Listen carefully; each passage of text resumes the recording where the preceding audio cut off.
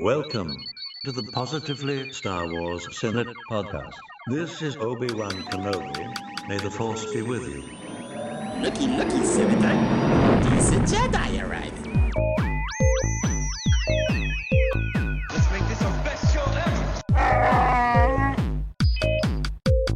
I will sign no treaty, Senator.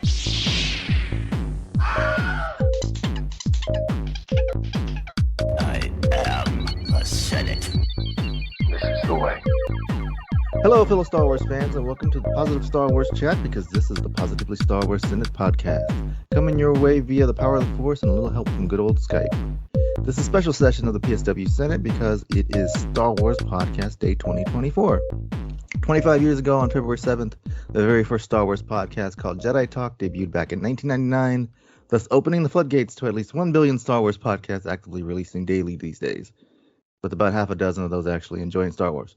This is the fourth annual Star Wars Podcast Day, and we're elated to be participating, and thank to our loyal longtime listeners and anyone that may be new to our show that's doing the Star Wars Podcast Day rounds and just checking us out along with other podcasts that they might not regularly listen to.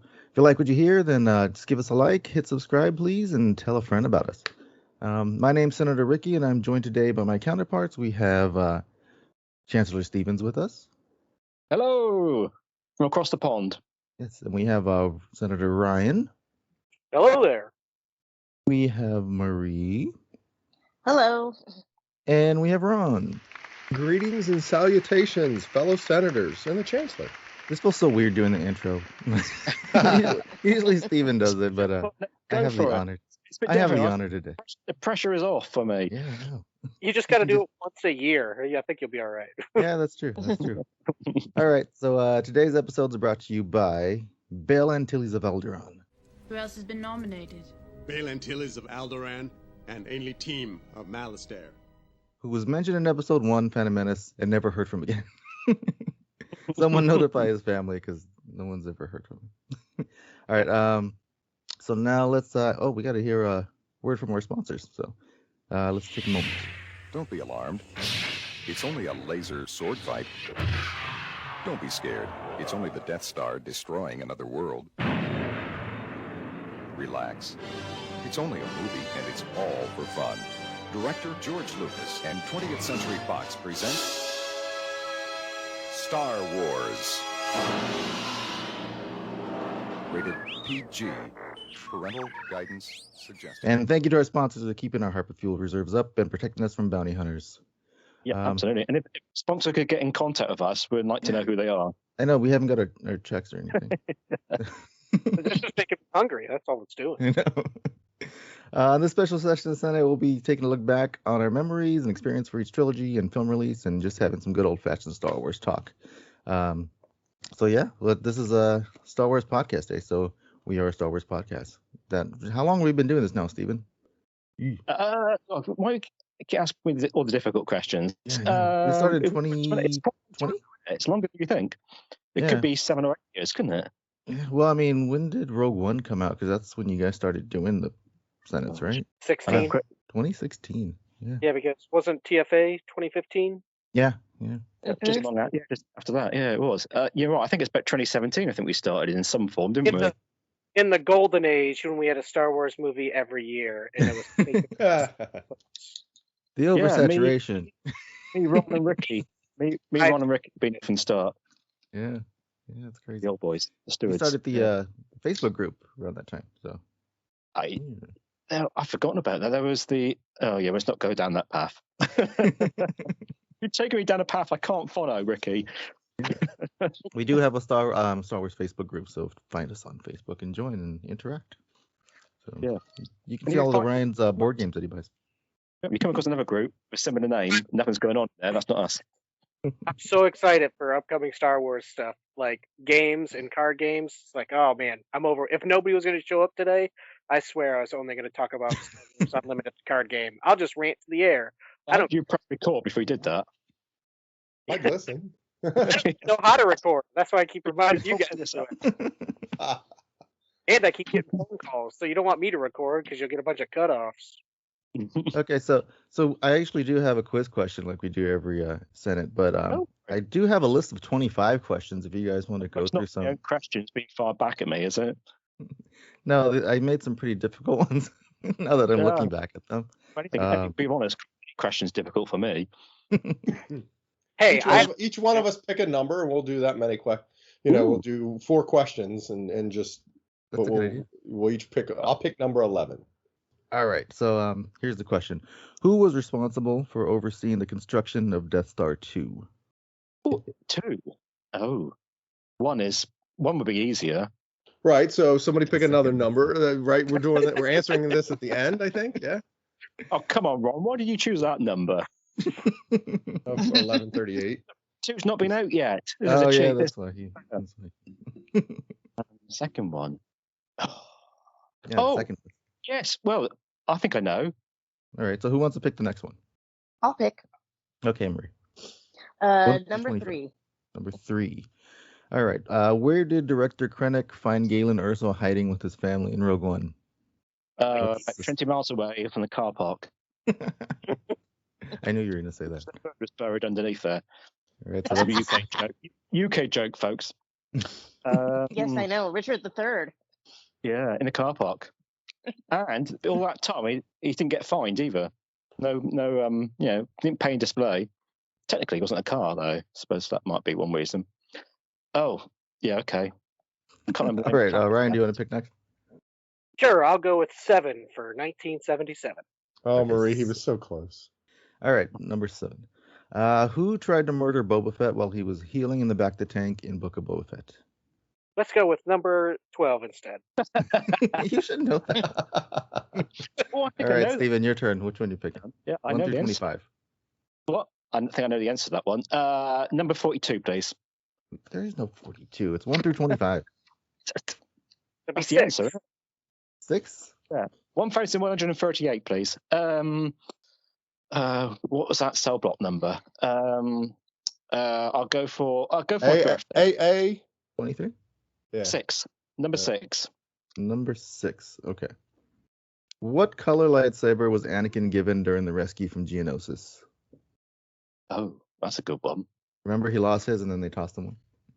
Red and yellow and green and blue, purple. All right, so we have our 4 questions to ponder. So end of the episode, we'll try to have our guesses, and then we'll see who got them right. So, and everyone at home could follow along. Tell you what, you're colorblind. I've no idea doing about Geonosis.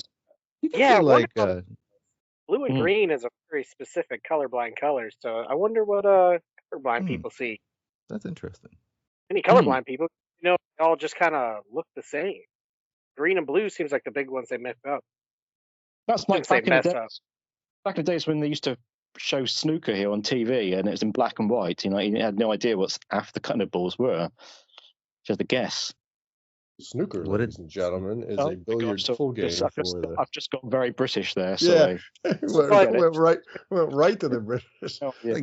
Calling it snooker. I'm pretty sure we say snooker for whatever reason, and then B, and nobody knows what that is. Not snooker. But then ultimately, C, the ultimate British thing is you guys televised it in black and white. yeah, we did. Yeah. I just about remember some on our we had black and white TV just back in the 80s and stuff, and but Chancellor, you bring up a fascinating question of colorblind watching Star Wars is. I mean, you get the idea at first because it's Ben and Obi-Wan, and they're 2 swords fighting, clashing, and sparking. But what does it look like at that point? And then what does the Battle of Geonosis look like? Wow, I have to find.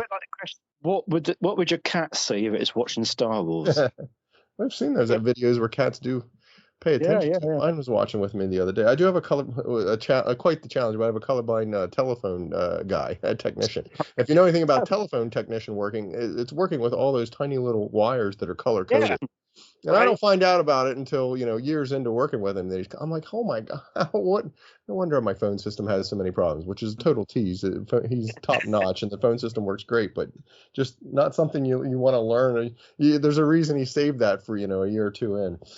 Yeah, I'd probably be worried about diffusing bombs if I was colorblind. Not what you want to hear. Yeah, not what you want to find out when they He was got going the to red say, wire or the blue wire. I'm colorblind. Well, they do have markings of it. I thought he was going to say I got a kind of blind cat. I was going to say, how the heck do you know? He asked. But, My dog sits and watches Star Wars when I have it on for some reason. He just sits there and looks. And he doesn't really pay attention to much, but unless there's like a dog or something on TV.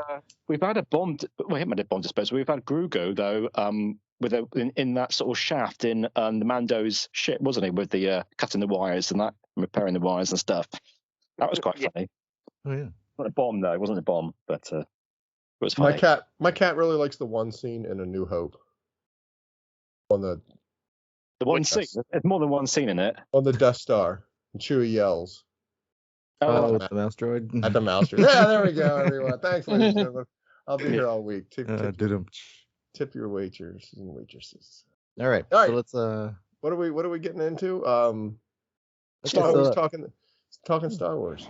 Star Wars. It is more than just a successful movie. It is a box office phenomenon. The film is breaking attendance records all over the country. Not since Jaws have so many people stood in line to see a movie.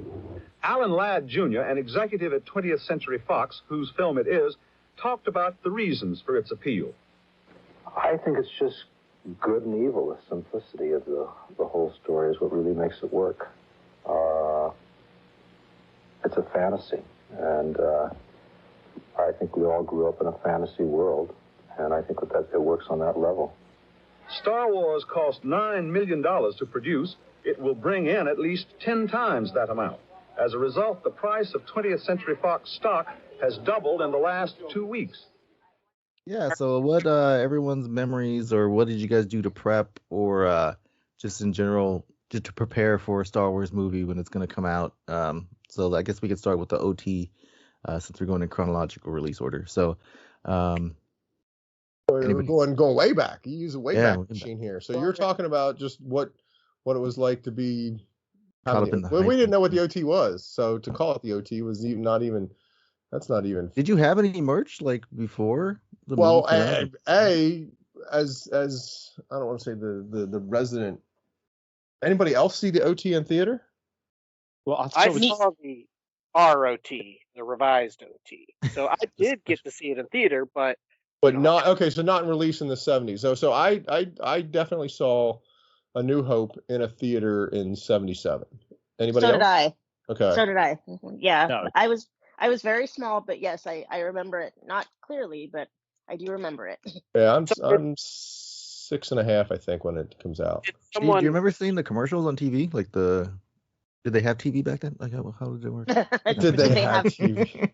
Honestly, I don't for the OT. It's not the OT. It's A New Hope. I don't remember. Obviously we don't know what it is. We don't know it's the OT. We don't know it's going. It wasn't even be this thing. It was just a movie that was coming out.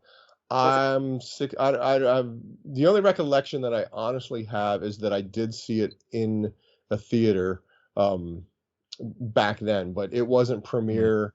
It wasn't. My folks would have had to have taken me. It was at the mall. It was the only theater we had, and it would have been the hype of it all. It would have been weeks into it, I guess, of the hype of what this movie was, and being talked about on the news and newspapers and everything would have gotten. And my parents would have heard about it from others, perhaps at work or something like that.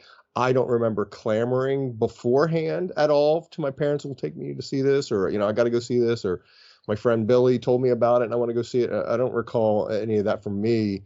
I just remember I had seen it in the theater, and then the floodgates opened. It always seems like go ahead.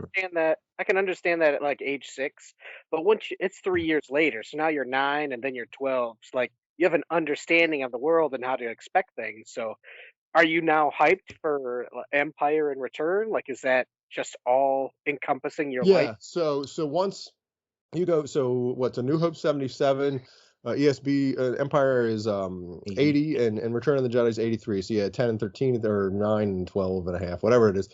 Definitely knew what was going on then, right? Definitely have an appreciation and an expectation of Empire. Obviously, we don't know Return's coming, but yeah, Star Wars happened, and I got the merge. You know, I remember figures weren't necessarily a big thing for me. I did get those, whatever, but Star Wars cards. I think I've talked about this on Senate's, whatever. But Star Wars cards were the big thing for me.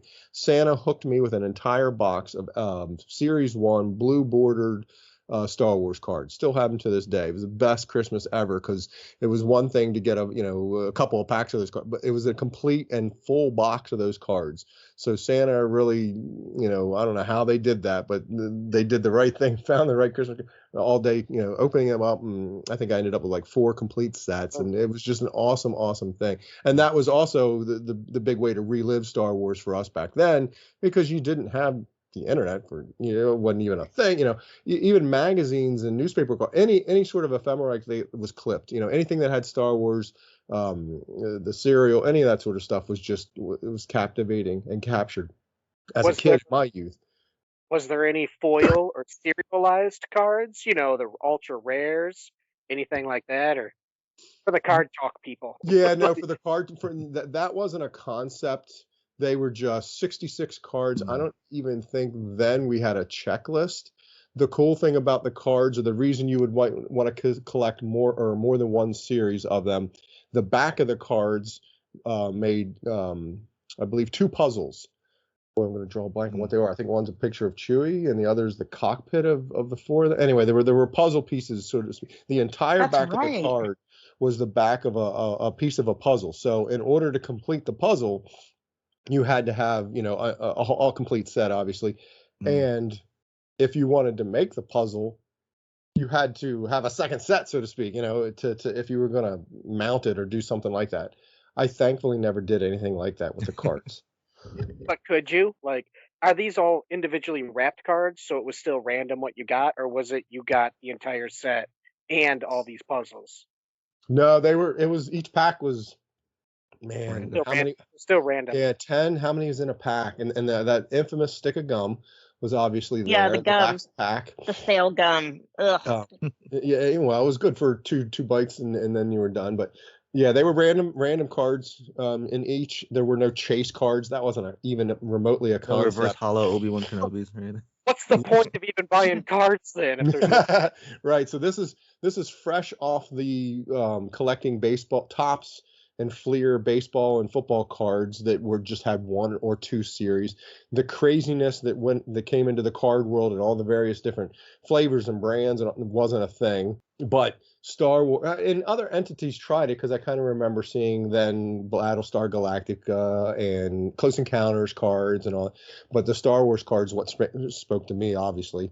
And no chase card. They were just the normal cards, and then trading with friends, obviously. It just reminds me of Charlie Brown and Lucy's like, "You're only famous if you're on a bubblegum card." So, were you able to? Do you have complete of the puzzle? Could you make this? Yeah. Did you have to trade? Well, I definitely right now if you wanted. Yeah, I had. My recollection is that complete box that I got for Christmas allowed me 4 complete blue bordered sets. Wow. And then maybe 2 partials and lots of doubles. I don't remember that aspect of it, but something makes me think I had 4 complete sets. This is a memory from a 6-7-year-old kid era, so I could be embellishing and flattering, but I seem to be a king of the playground to some extent for the 3 of us nerds that like Star Wars. But that you had complete sets and had plenty of traders to help people trade and make, and maybe I ended up getting 4 complete sets because I was able to trade out and complete some other ones. I haven't seen those in a long, long time. They're buried in a secret part of the collection for sure. You gotta open that up. If you got 4, you got to make them puzzles, man. Mom was my story was that Mom was a tomboy and really liked Mickey Mantle's, the Yankees, and all that, and had baseball cards. And when she grew up and became a teenager and they moved somewhere, they're like, they're pitching stuff, and I don't want to do those anymore. I'm too old for that, and pitch the cards. And like Mickey Mantle rookie cards and stuff like that was the story. Stuff you just love. So that has ingrained in me my collectible and keep everything sort of mindset. Plus, I love Star Wars, but that's why I never glued the cards and I made the puzzle on the dining room table to see what it looked like, but I never destroyed, if you will, any of the cards in order to have the puzzle to see them, because I knew once I did that, I was never, even though I had multiple sets, I just remember having the ability to complete the puzzle. But that was. You could put them in a picture frame, though. Just turn them around. Yeah. Nowadays, do something, sandwich them tight enough, and have that It was a cool picture. It was hard. Some of the pieces you could tell what they were, and others they're so dark you just couldn't tell. But yeah, the cards were a big deal for remembering remembering the movie. I saw the movie I think twice in theater during that run. And nowadays, I get upset that I have to wait 6 months to watch it again. Yeah, I know. It definitely. When's this going on Disney Plus? Yeah, it's great. I get to see it again. Unbearable. And that OT. Oh, that's true for all the trilogies, right? We had multiple years in between them, and I am a fan of that when it comes to anything newly released. That they don't. Thankfully, they've continued that model, if but for a week, episode wise. That they don't do the modern construct of dropping it all at once and letting you binge it. That they're dropping us one series a week or one episode a week, so we get a chance to marinate in it, to discuss it as we do. And to ruminate and think about what we just saw, what we might see next week. That was a big thing. That's a big thing of Star Wars for me, and what I remember is back then is having that anticipation of Empire, being a little disappointed because the bad guys won, coming out of it kind of thing. As a kid, I didn't think it was that it was not revered like it is nowadays as this great movie, because you get to see it in the full context of all three or all nine, and it is very good. But back then, to a kid, what was that? The bad guys won. And, then again, 3 years later, we get Jedi. And the excitement of that was we're getting another one. And the bummer of that was that it was the culmination. It was supposed to be the end of it. But obviously we didn't know any better, and we were excited for it, and very, very excited for it. Definitely by that time, the hype machine, the merch machine, and my ability to have spending cash was upped. So yeah, there was a lot more procured and excited about and collected come Return of the Jedi era. So trilogies weren't even a thing back then, right? Yeah, VHSs weren't even a thing till like the first VHS was in the 90s, if I'm not mistaken. Yeah. Anybody that had it on tape, Yeah. I think there was one episode or one.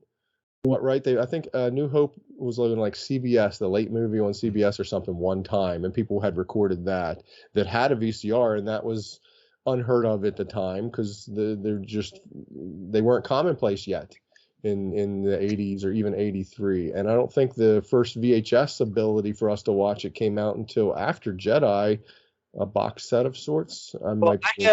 I just checked my shelf, and I have the original VHS with the Ralph McQuarrie art before all the revives. And it says release 1990.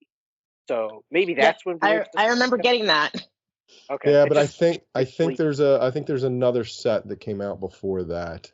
Okay. Because I remember I've told this story that I remember getting the box set for a Christmas, and it's still sealed to this day. I didn't want to watch it because I was smart enough at the time. I understood the concept that VHS tapes wear out over time. Over watching like a cassette tape, they just go bad. And I didn't eagerly pop it into the machine right away and watch the movies because I wanted it to last. I wanted the movies to be available for me 10, 15, 20 years later down the road. I'm a naive kid. Now you can pop it in the VCR today. Yeah, so now I can pop it in the VCR.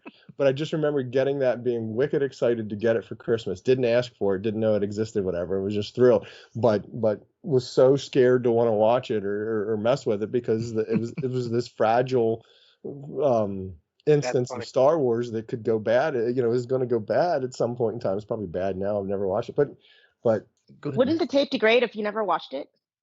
Depends on how they're stored. Not necessarily degrade, but right, if you store it improperly in heat and all that, it could be very detrimental to its stuff. But it's never been unspooled off. Literally, it's never been in a VCR. So it's the edges of the tape and all that stuff that goes wrong with tapes and how you store them and everything hasn't had the opportunity. Thankfully, obviously, we get re-releases and we get DVDs, and I obviously own it many times and have watched it, the obligatory 500 times. Yeah, I don't miss like having to clean off the VHS heads with alcohol. Oh yeah, clean the VHS heads with alcohol and all that. Oh, that kind of stuff, that I was very keenly aware of that kind of thing, and just didn't want to degrade my copy of Star Wars, because it was this coveted holy grail type of thing for me as a kid at that point in time. It's just like, I want this to be pristine for as long as possible for me, so that I can watch it when I want. I'll let others degrade theirs. I'll watch others at their house or kind of thing. I don't know. I had a recording. Somebody recorded ESB off of TV. I think it might have been off of HBO or something, and that's what I used to watch. I remember being like really little.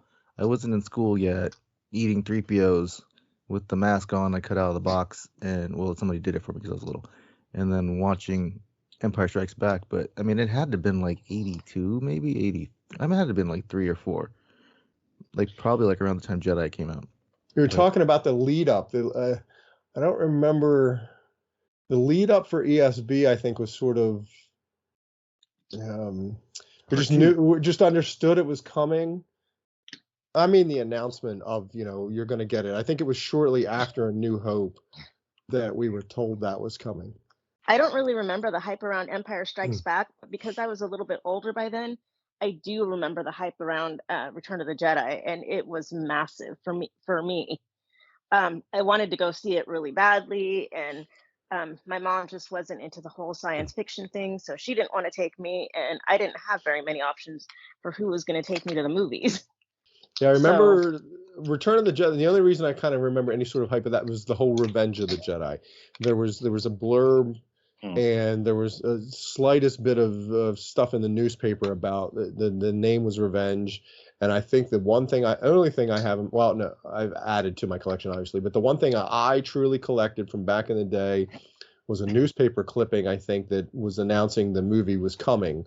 Like, that was our movie phone at the time, as you went to the paper and you looked at the movie section to see what movie times and frames were coming out, or, where they were and when they were coming or something like that, what their show times were. And one of those things had a listing for Revenge of the Jedi. And I have since collected had a good friend sell me their collection from back in the day, and it had a Revenge of the Jedi cast and crew patch that you could mail away for if you were part of the fan club.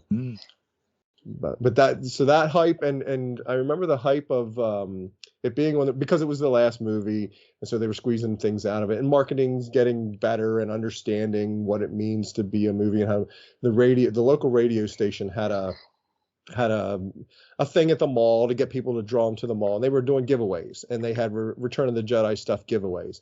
And I remember getting the bus and taking the the county local mass transit bus, making my way to the mall myself, and just hanging out at that radio thing, trying to get in anything and everything they were giving away. Got the movie bill poster with Luke's hands holding the lightsaber straight up in the middle of it, of Return of the Jedi, but it was huge. It was a big poster, and I remember trying to keep it safe for the bus ride home. Oh, and soaps. That was where they gave away soaps. These little tiny, about the size of a playing card, block of soap with the characters' faces. I still have them somewhere too. They were a cherished part of my collection, because I didn't want, much like the VHS, I didn't want to use the soaps, because then I wouldn't have the soap any longer that was part of my Star Wars kind of thing. So I saved them. I collected. You need like a glass case to put all this stuff. Yeah. No, amen to that. So my first seeing was, I guess, the next generation, when they realized it was a cash cow. Star Trek. No, when they re-released the franchise. Great, get rid of him, Ricky. Ryan, is that truly so? The re-release in the 90s, is that truly your introduction to Star Wars? Yeah, so it came out, I guess, in 97 is what it says online. Yeah. And 97, the 20th anniversary. So I was, okay, yeah, that makes sense.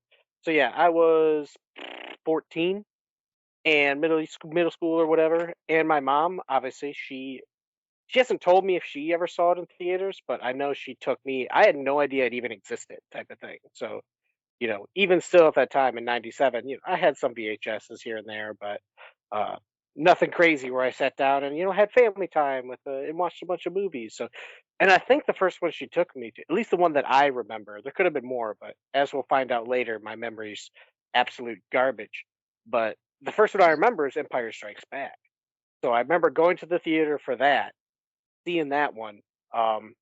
And then whenever those special edition gold box Vader head VHS came out, I don't know how quickly those came out after theater, but I got that as a gift, and that's what I remember is just watching those VHSs from front to back like over and over again, with my brother, to the point where at one point we just lie on the floor and you watch these VHSs, and the movie would end, and my brother would sit up to press stop on the VCR, and I would push stop on the remote. And I remember him specifically turning around and looking at me and being like, "I have the Force." And me being a little bit older, I'm like, "I use the remote, stupid." Like, just teasing brother stuff. But yeah, so I'm happy I got to see it in theater. And the more I hope about it, I'm like, man, I see it sometimes released in theaters around me, but it's like very limited. I think they did it last year or the year before. It was really Jedi, yeah. different. Yeah, remember I think we were talking about it. We couldn't find it within like 100 miles of us. So, but I'm a big proponent of that, Ryan. That I keep hammering on my local mom and pop, but they still have, they're not quite fully mom and pop, and they're scared of Disney, basically, whatever. To have, I show them all the time when other small little theaters do a screening of Star Wars for whatever reason. Like, look, it can be done. And it's like, oh, they're so afraid of Disney, unfortunately. The Star Wars on the big screen, even if you've seen it before, Star Wars on the big screen is it's that movie going experience. To see it on the big screen is a big thing for me, so much that when we get to the prequel trilogy, I'll talk about what I ended up having to do for my kids. But it just, if you get that opportunity, I highly recommend it because that's what it was designed for. It didn't come from a book. It was initially a story made out for the big screen, and it plays so very well on the big screen that I highly recommend it. Ryan, you said your first. I'm always fascinated as I talk to younger folks that are with the same fervor and excitement for Star Wars as I am, has been in it this long, or whatever, that everybody has their different way into the Star Wars fandom, and what was their first experience. So did I understand your first was actually Empire Strikes Back during that re-release, or did you see A New Hope? Oh, wow. So you see Empire Strikes Back coming in mid-story, but still, it's an exciting movie. It stands on its own. Obviously, somebody sees it. And then you get captivated in it by the VHS rewatchings of the And I knew nobody that watched Star Wars, at the time. So, like, even though, because, being a, nerd wasn't that popular and easy in school at the time. So if you like something, if you liked anime or if you liked Star Wars or science fiction, it was just, oh, I like the Bulls, that type of thing. So, and this is the rapper that I like. So all that stuff kind of had to stay hidden. I wasn't able to fully embrace my nerddom until I was an adult and moved across the country and was like, yeah, I can do what I want. So, but yeah, it was definitely that kind of introduced it. And then and we'll get to it later, but as a little preview, it wasn't until the sequel trilogy where I dived in like 1,000% type of thing. So and that's not because it was the sequel trilogy, but it's because I could do stuff with my kids. I'm older and I realized I'm like, there's so much more stuff I could do. I was always invested in comics and stuff, but I'm like, I need some science fiction. But we'll talk about, that a little bit later. I think I was like, that established my pyramid type of thing. I was like 16, 17 when special editions came out. And like, I think when they announced them, me and my sister, we went to go like, well, let's go to Blockbuster and see if we can find them, the movies and rewatch them, because we didn't own a copy.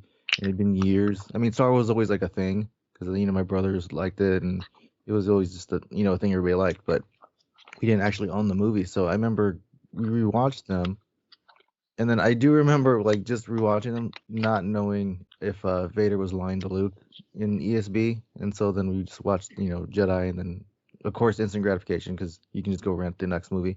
When special editions came out, I remember watching everything they did on Entertainment Tonight, showing like, oh, they're filming this scene and they're putting this thing in there and they're putting Jabba the Hutt in now, and like I remember being so hyped, and then we didn't go watch it in the theater. So we didn't go watch the special edition. So those special editions you didn't see in the theater at the time. We didn't really go to the theater back when. Sure, but they're re-releasing them and putting them in a theater. If ever you were going to go. I saw the re-release. I remember waiting when they came out on video and like each one, and I had to go rent it and then watching that and waiting for the next one. But yeah. What were you saying? I saw the re-release. in 1997 at the Chinese Theater on opening night. That was fun. I still have the souvenir pack. I still have the souvenir pack. It's still in the original wrapping. I have not opened it to this day. It's like a comic book, a poster, a couple of little micro machines, little tiny micro machines.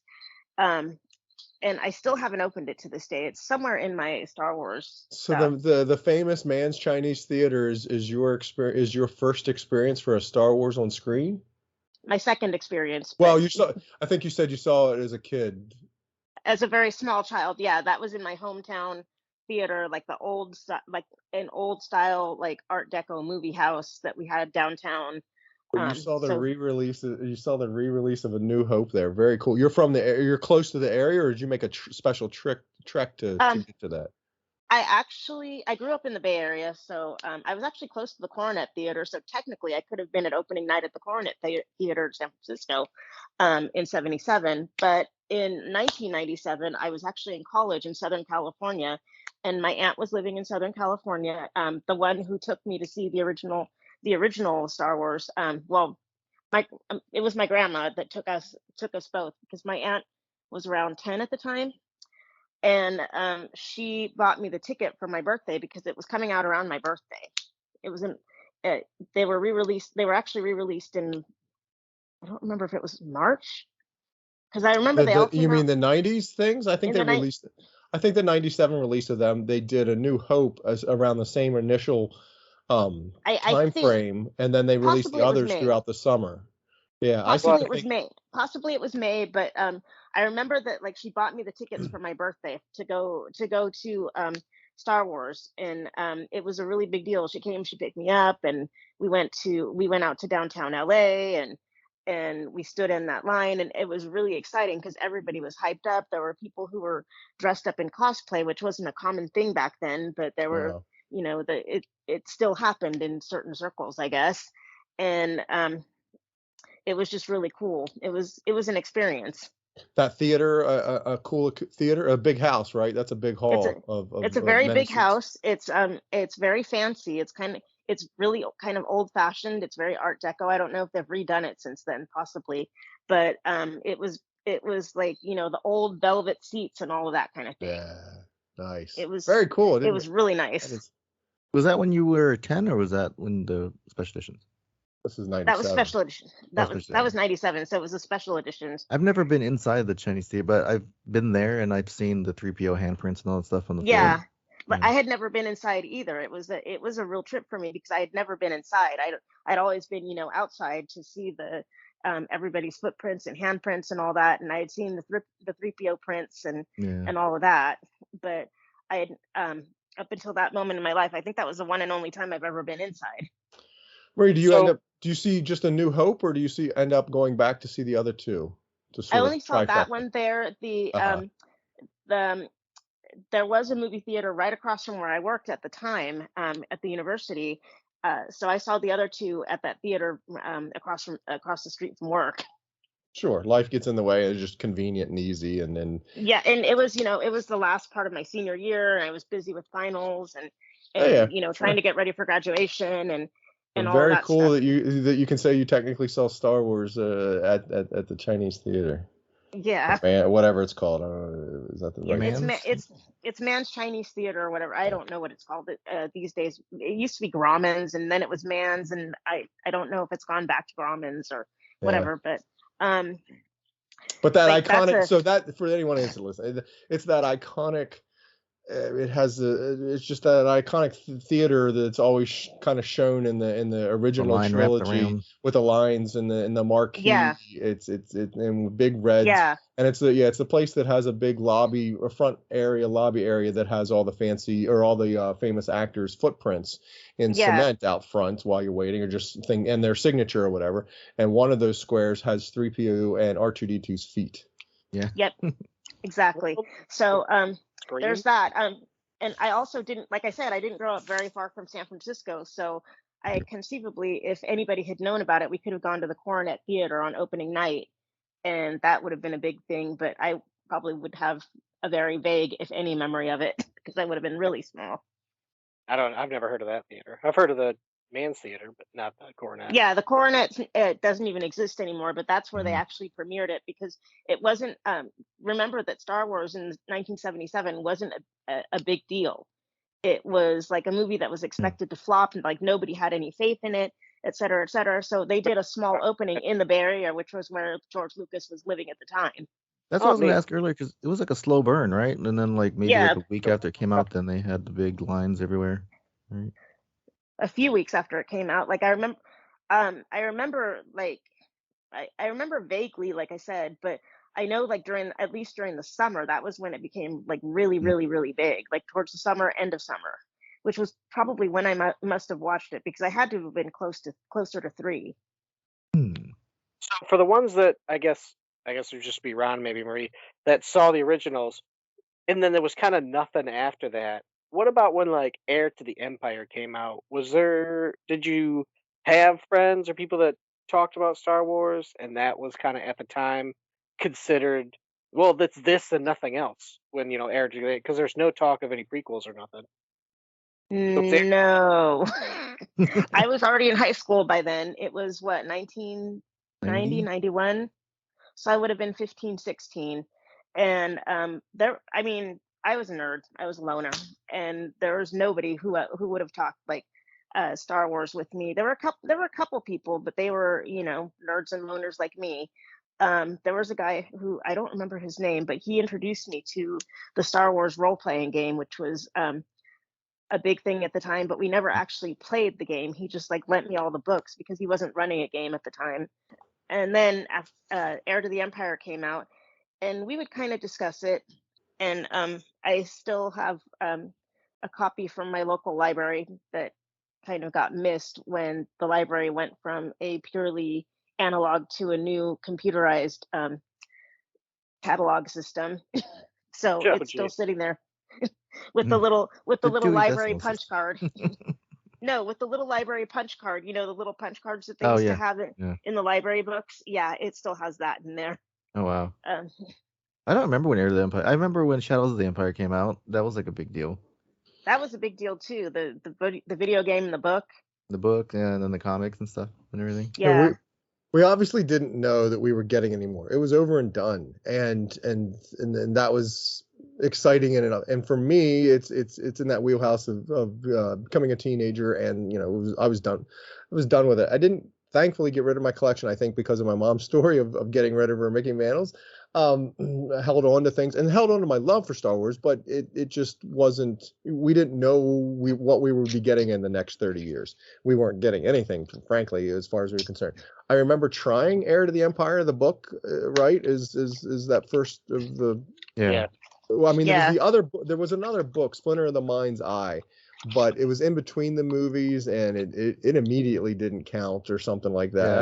I don't recall ever trying that one at all because I think that's what stemmed my initial love for Star Wars is the Star Wars story is what's told on screen versus what's early. Yeah. That's where that mindset got drilled into me early on, and nobody because was of Splinter of the Mind's Eye in any way. It just it was a thing that I took upon myself, that Star Wars was what I saw on screen. And remember trying the book, but it just at the time frame that I'm at, teenager wise in life and everything else, and then the book was just all over the place. And I think I've told this story before in the podcast, but somewhere in the book, early on in the book, the bad guy has got a thing wrapped around his neck or whatever that blocks the Force. And I'm just like, well, this author's an idiot. We clearly were taught in the movies that the Force is made up of all living things that surrounds us, binds us, and penetrates us all. So what is this thing that blocks this living thing that blocks the Force? That can't be. So, threw it across the room into the pile type of thing. And honestly, never got past that part of the book just because my recollection at the time was just like, well, this he doesn't know what he's talking about, so I'm not reading this. and excuse me, and moved on. Star Wars 83, 80, 45, the toys are slowly dying out, and just it as a thing of pop culture is dying out. We all wished or hoped we'd have more, but George said no more. That was the end of the story, and it did have a sort of a nice buttoned up ending there in Return of the Jedi, that it was and I was too old for Ewoks. The Ewok movies, the animated Ewok things were released, I think, over in the UK, not here. And there were the Ewok cartoons that were Saturday morning cartoons, but they were early 80s Saturday morning cartoon. That animation style and the stories and just they were not going to happen for the teenage years that I was in. Now I understand they ring true for folks that are younger, kids that are younger, people that are younger than me, that was their 80s cartoon Sunday morning thing, fodder to watch, and love those stories, love that movie. Actually, there's the live action movie as well. Is that released in the States? I don't think either one of those were released in the States. They didn't capture me. They didn't. I was aware of them, but don't have any recollection of needing to see them or having to. I don't think I saw them in the 80s decade, let's say. I saw them. I've since watched them to be up on and know what they were, but I don't think I've didn't see them at the time. I didn't watch them until Disney got them. So yeah, right. The Ewok movies? No, those were released here on ABC. That was their initial how they were sent to broadcast, or they were aired on ABC at one point in time. No, I They think were they were sent to like broadcast. Disney. Yeah, Yeah. they were like direct to TV movies. They were Movie of the TV week. movies basically. They were like movie of the week type things. I remember them being aired on ABC. I was like 12, 13, maybe.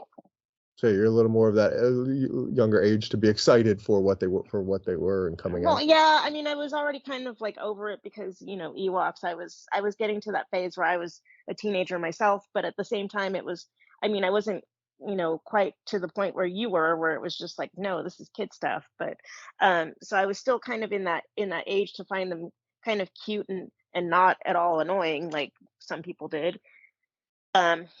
So I remember watching at least one of them. I didn't even know they existed until like maybe the late 90s.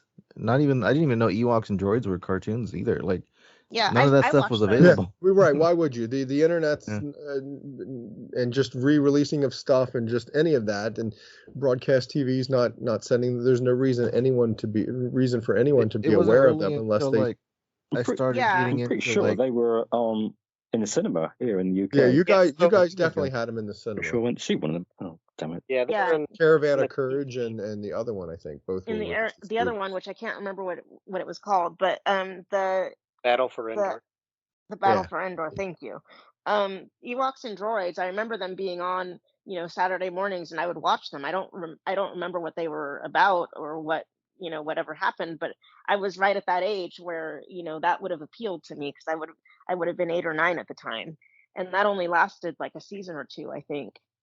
They didn't last very long. It wasn't until I started following like Comic Cons, like in the late 90s, that I would hear people, oh, I bought the the Ewoks movies there. I'm like, there's an Ewoks movie. That's the only way you can get them. Somebody had bootlegs or something. Yeah. So apparently, it was originally only called the Ewok Adventure, and it wasn't until it released overseas that it was called Caravan of Courage when it released to theaters. So I didn't know that. I've watched them now. They're good. I like the first one. Yeah, the first one's the only one I watched, but no, putting it as a timepiece, for 1984, a TV thing, I'm like, you just put your expectations as this is a 1984 TV movie. It was pretty good, for what it was. Watching it now, I wasn't like, oh, it's. I was like, okay, it's 1984. That's what I would expect it to be. So it wasn't bad. It was weird, and then I went on the Star Wars Battlefront video game and played as Ewok, and I killed a bunch of stormtroopers. So it was like a good segue between the two. So what about? Okay, so now that we're done with the OT, so what about should we move on to the PT? Did everyone touch on the original trilogy? Should we go on to like what the prequels brought everybody? Yeah. Move on to that. Oh, yeah. Okay, so because the hype for that is then. I'll start. I'll start because mine will probably be the shortest. And as I've mentioned on the show, even though I was 16 to 21, whatever the span that they released up till 2004 was 5. Yeah.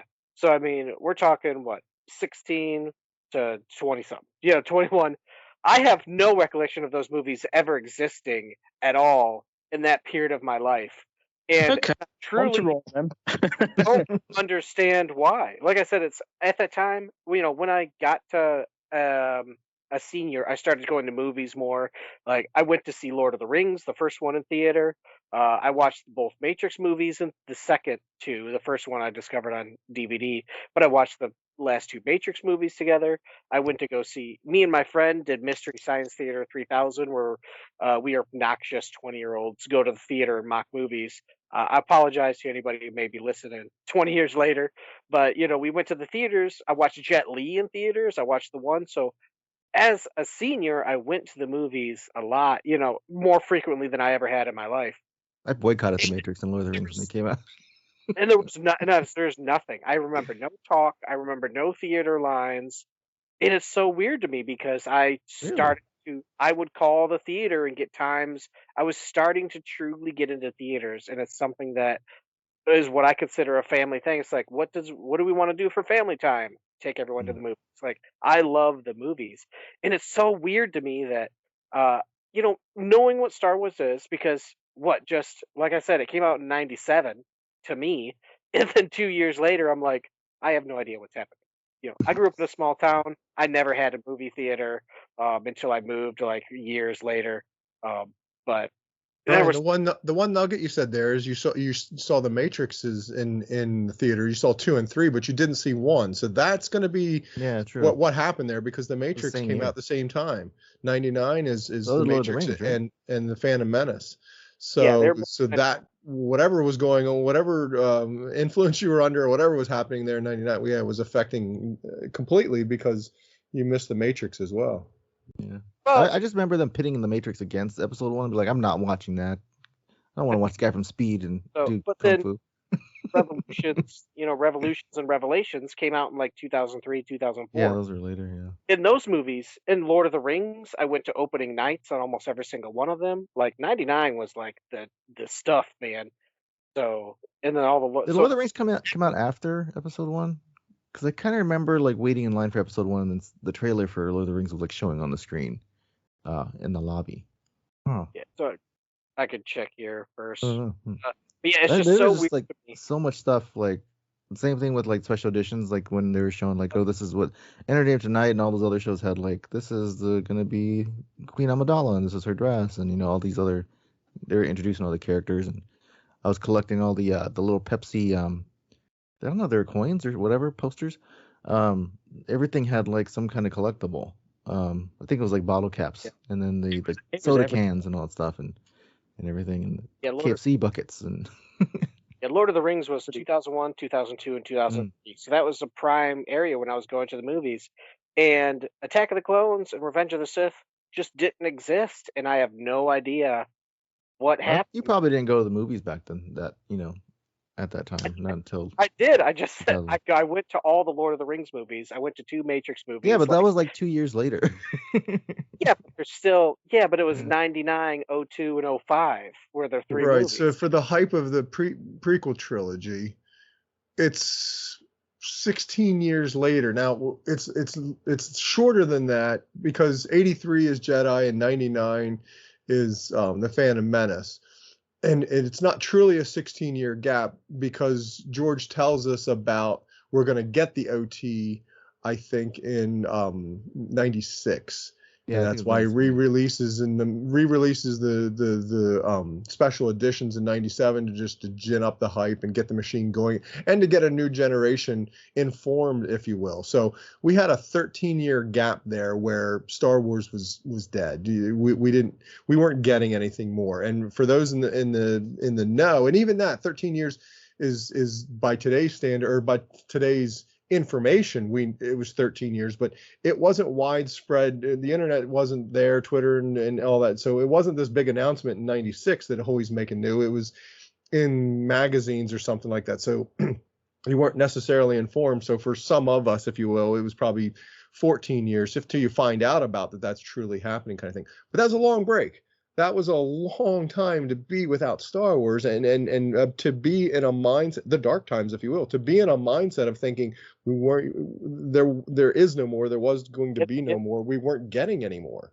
So when they make that announcement and you find out, and it starts to get true. And like Ricky's saying, you hear the Entertainment Tonight and the Pepsi promos and the KFC promo. You know, well, all that stuff happens after the movies, but the build up to 99 is what I'm trying to say. The build up to the release of Phantom Menace and the prequel trilogy and the what happened before was intense, immense, like and when awesome. the internet was barely starting out, you could go on StarWars.com and watch like the behind the scenes little like 3-5 minute things from them filming, like, oh, we're on set in Tunisia, you know, filming Tatooine.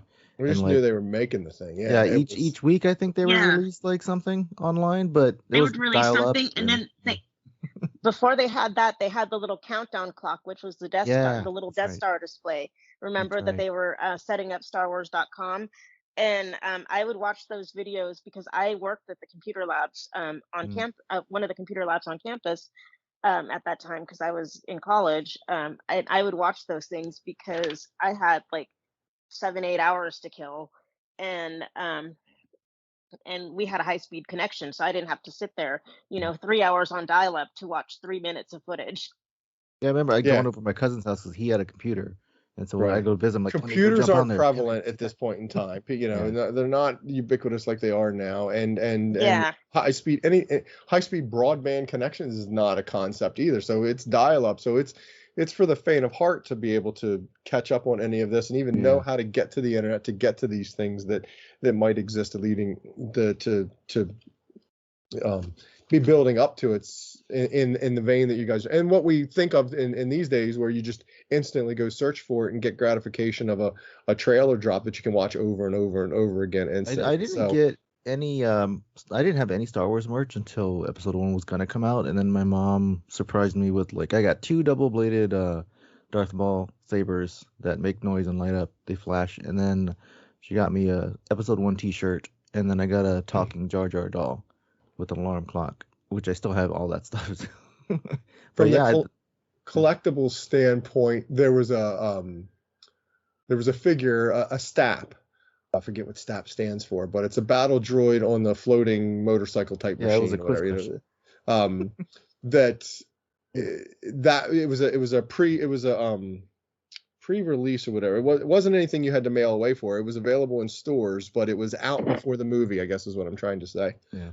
And it was sought after. I remember chasing and going to a much bigger toy. My town had a Toys R Us exclusive. Well, I think probably back then it would have been in that Toys R Us have been the only place to truly sort of sell it. Walmarts and the Targets they exist, but they're not the big Toys R Us killers that they are now. You know, so yeah, it was a Toys R Us available. I don't know, an exclusive, I guess, in that sense. I don't recall it having a Toys R Us exclusive sticker on it. It's what I'm trying to say. But for whatever reason, I went to the next towns over, bigger Toys R Us, to find it. So, Ron, I gotta so now that the trilogy, it's, we always hear that the movies are written for kind of kids type of thing to keep them entertained. But now you're in your upper 20s. You go to the theater, I assume, to watch episode 1. Did you go to the theater for it? Oh yeah. Now I'm truly ingrained, and so yeah, I'm there opening night or first night. When that movie ends and there's people conversing and stepping out and talking, like, what was the original? Because we all know there's negativity around it now. There's also people who are younger who have now grown up and love it. But you in your upper 20s have a full realization as an adult, like how the movie goes and the memories and nostalgia as a kid. So how was episode 1 when you walked out of the theater? Yeah, so remember, I'm a senator on the Positively Star Wars Senate podcast, so I loved it. I didn't have a problem, but I haven't had a problem with any of them. You know, that the narrative that's on episode 1 now, and its character, you know, and Anakin and just all of that. I didn't have any of that, because for me, the Star Wars experience is going and having it presented to me on screen and getting more Star Wars story. So I just got the first little part of what I absolutely loved, which was the Otri story. You know, how we're getting to there. And it was this kid, and he created 3PO, and Obi-Wan had a master. Well, sure, he had a master. Why not? But he saw him die, and just all that goes into episode 1 was just like, okay, yes, here's Star Wars, bring it on here. Wanted more and was excited for more. Had to wait another 3 years, until we got episode 2 kind of thing. Collected a heck of a lot more at that point in time because there was so much more to collect. But from your question of the movie going experience, I remember not having any problems with it. I don't remember being super excited about anything, or I definitely went back and saw it multiple times, but it wasn't going back to see it 20 times. I wanted that time in life and all that, everything, but I got the gist and got the story and got to see it and enjoyed it. It's only till later and the internet and people, and I think that's a bit of the internet gives attention dollars to people. So, they throw out there about the disdain for Jar Jar, and people go, well, oh yeah. And you hear more of that. So it feeds and builds to that. It's easy to talk about negative things versus, as I'm hemming and hawing, having a problem talking about positive things about, the Phantom Menace, just because there's so much to it or whatever. It's just easy to talk about something like that. So for the people that didn't, it got amplified and vocalized and sort of blown out of proportion because it was huge. Star Wars was huge from the original trilogy standpoint. It's back, so then there becomes that, oh, I'm gonna be the cool kid and hate on the cool thing that everybody likes. So there's a little bit of that goes into it. But I remember the reviews were bad, but I never really paid attention to the critic stuff. So I was like, oh, they're crazy. Like, it was a good movie. The reviews of the original trilogy, if you want to go down that, using that as your litmus test. My litmus test is what I saw on screen and what I watched and what I enjoyed, and I enjoyed the heck out of the. I don't think I went opening night. I didn't go opening night. I remember we all went, like my brothers and we all went, and my sister and my cousins. We all went like sometime that weekend in the evening, but I don't think we went. We didn't go to the first showing, but I remember coming out of it and I'm like, I loved it. I was, like, I'm gonna go watch this again. I didn't go the opening decade, so you still beat me. I remember waiting to get that VHS though when it came out. I was this self-proclaimed Star Wars fan, so I was using it as my opportunity to make up for lost time because I couldn't, as a kid, go to opening night or go to the theater. I was using it to sort of make the point and enforce the aspect of my Star Wars fandom that no, I'm a Star Wars fan. I'm going opening night. I want to see, I want to be the first one, be one of the first to show support for it and to be able to see it, right away. I do remember somewhere in its run hearing about how George had inserted a scene or something, but it was only being shown on digital theater screens, and it was something about the robotic hand at the wedding that they do a whole, it was a very small scene. Episode 2. Is that episode 2? I guess it would be episode 2. That was episode 2, I'm getting ahead of myself. Yep. No, they did. They had a Menace. extra pot scene scenes in there or something like that. Yeah, I don't really.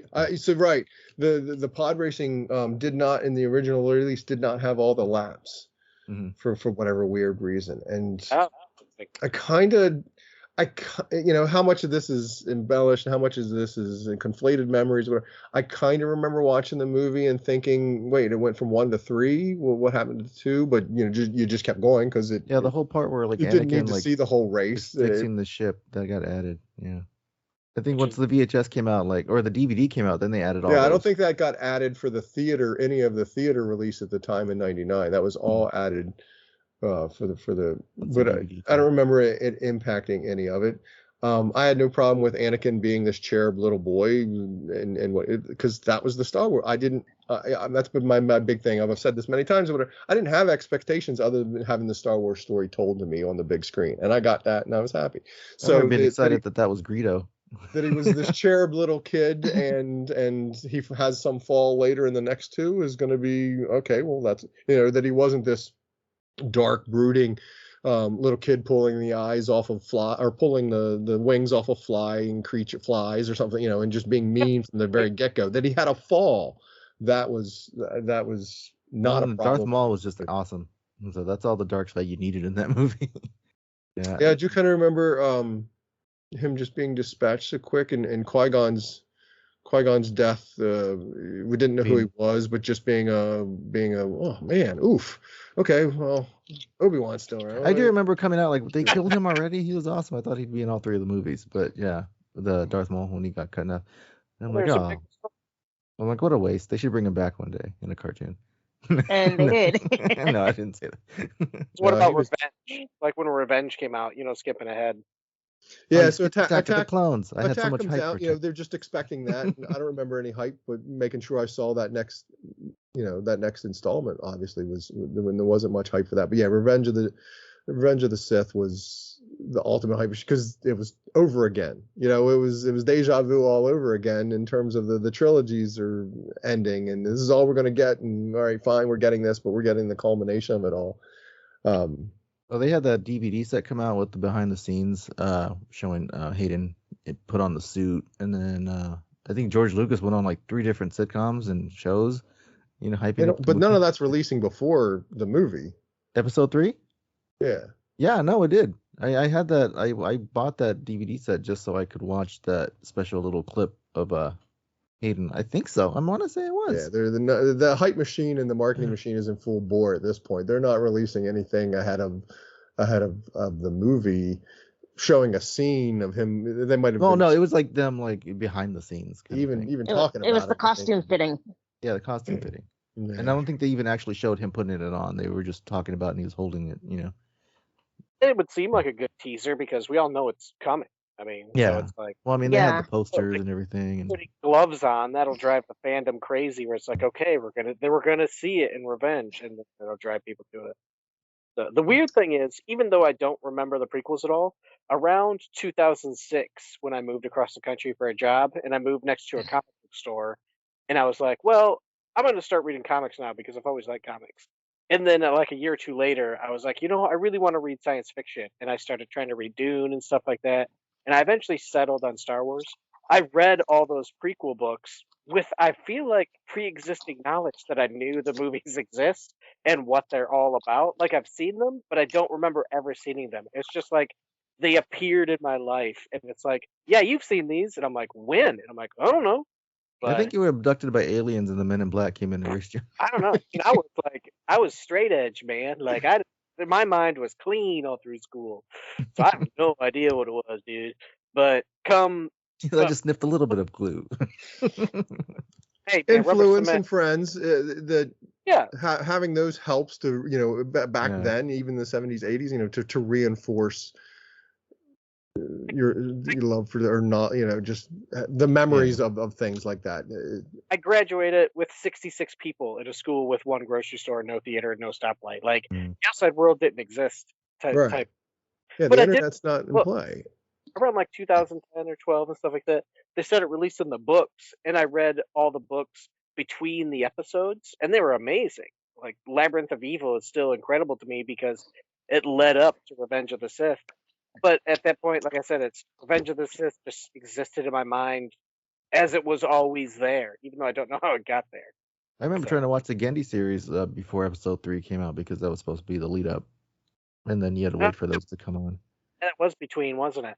Yeah, that was you talk about the build up and the hype. So right, that was that. I remember that being a huge deal. So this is again pre-internet from a content standpoint.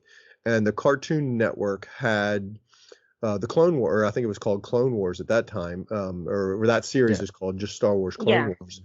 And it was that Gendy Tartakovsky series, that animated series. But the thing was, it was once a week, and the first season was 2 or 3 minute episodes. So once a week, 2 or 3 minutes of animated Star Wars that captivated the heck out of me. I just it was Friday night viewing and now I'm fancy at this point. I had a DVR and set the DVR to record, made sure I recorded so I could watch it over and over again, because again, the internet's not in play. It's not a thing where you could see content like that over and over again. You were on your own, if you will, responsible yourself to do that, to get those things and watch them and enjoyed the heck out of those as well. Collected all that series. I don't think it's enough love and attention in terms of the toys that came out, because it was a very stylized figure. I don't think I have any photos of any of those guys.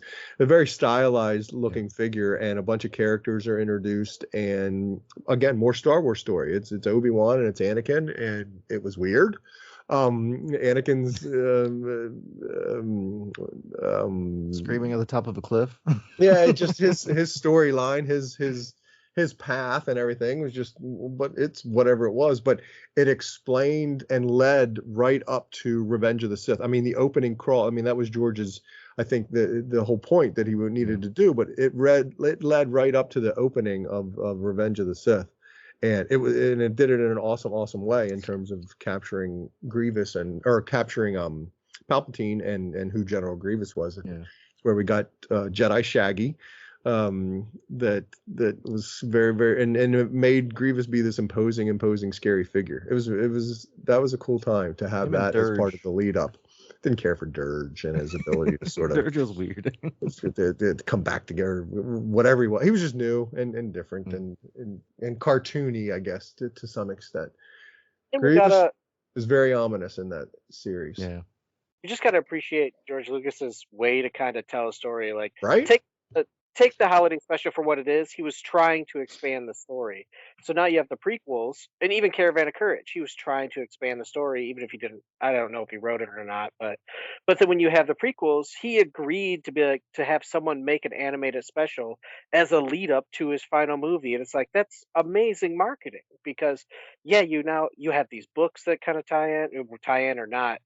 You have this TV show which is told to be canon, where it's like, hey, watch this while I take 3 years to put this movie out, and it'll help build it up to it. And it's like, how incredible is that to get people to kind of keep talking about Star Wars? And if you're a true fan of it, you're like, well, now I guess I got to watch Cartoon Network or whatever it's on. I don't even know, honestly, what a Did person. Animatrix come out after or before that?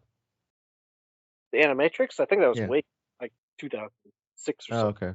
Well, he probably got the idea from that, because that was supposed to be in between the original one and the Yeah, I don't think cartoon. George is getting ideas from others.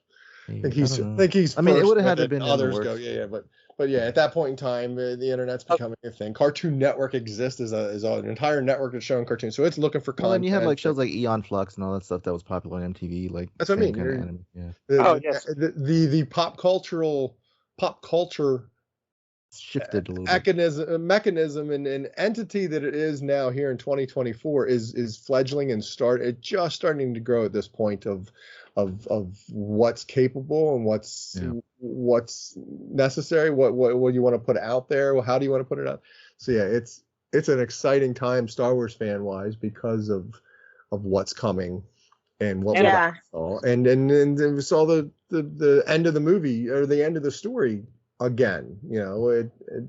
It was sad. It was awesome, but it was that whole thing all over again in terms of, all right, well, that was great. I'm so glad we got that. Thank you, George. That was like the coolest opening night I went to, I think, was that, because everybody was dressed up. People were dueling on the stage before the movie started, and everyone had lightsabers and clapping and all. It was cool. Like, that was like, and it was a small theater I went to, and it was actually the first Star Wars movie me and my wife went to. We weren't even engaged at that point yet. But yeah, that was fun. Like, everybody was just hyped up for it, and then the movie was awesome. That's still my favorite. I remember the line being around the movie theater that I went to, which is now closed, as a matter of fact.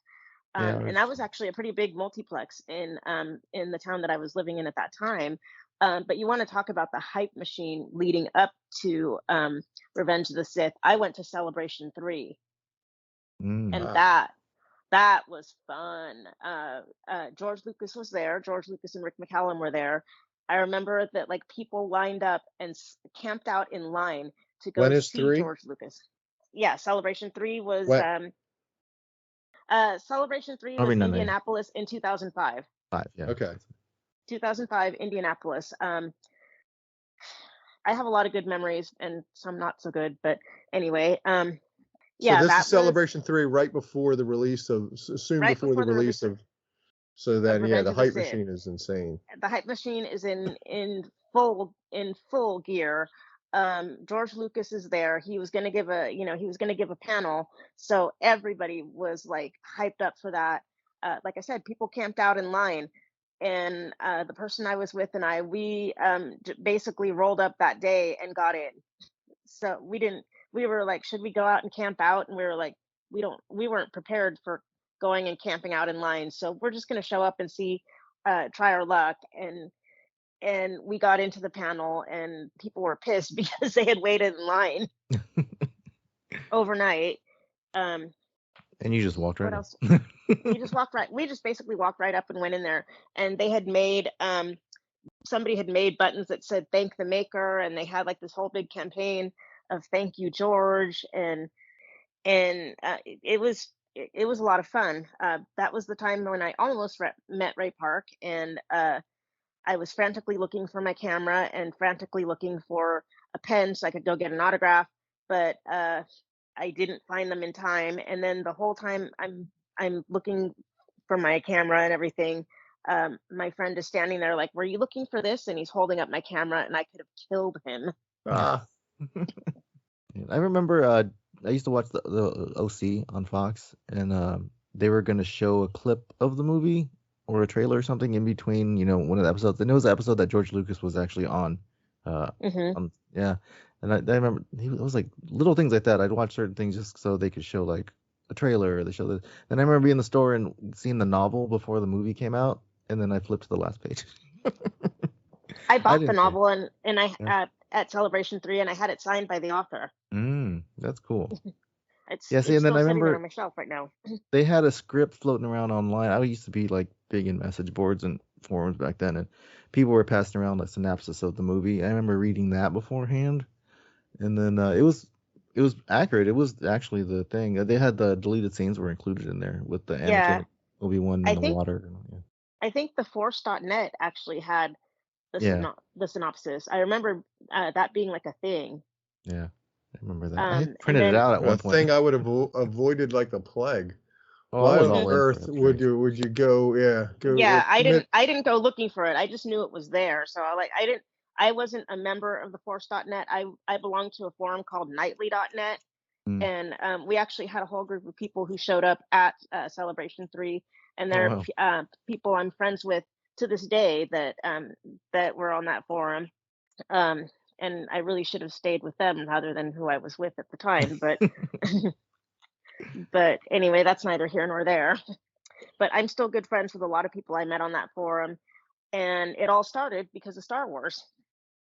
So what was next? We had Clone Wars movie. Ron, you took your kids to go see that one, right? I did. So yeah, Star Wars is over after Revenge of the Sith. And we're back in that mindset of, and still the joy still collected, but yeah, it was nothing. So there was this announcement of a Clone Wars, of the Star Wars Clone Wars movies, and Star Wars coming back to the big screen. It was animated, but it's coming back to the big screen, and that was an exciting time just because now I have kids.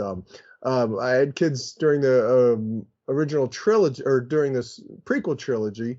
But they were too young, too little to go see it, and I wasn't taking them to see it just to be in the theater. I wanted them.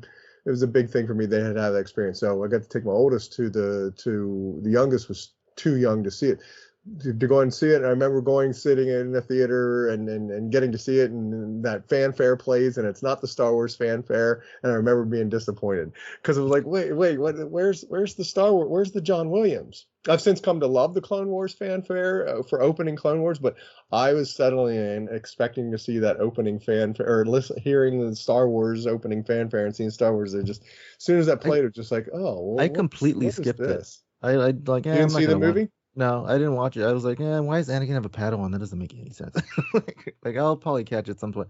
I didn't watch it until it came on video, and then I was like, it was an opportunity to see it, to experience Star Wars with my kid in a theater. So that probably had a big push.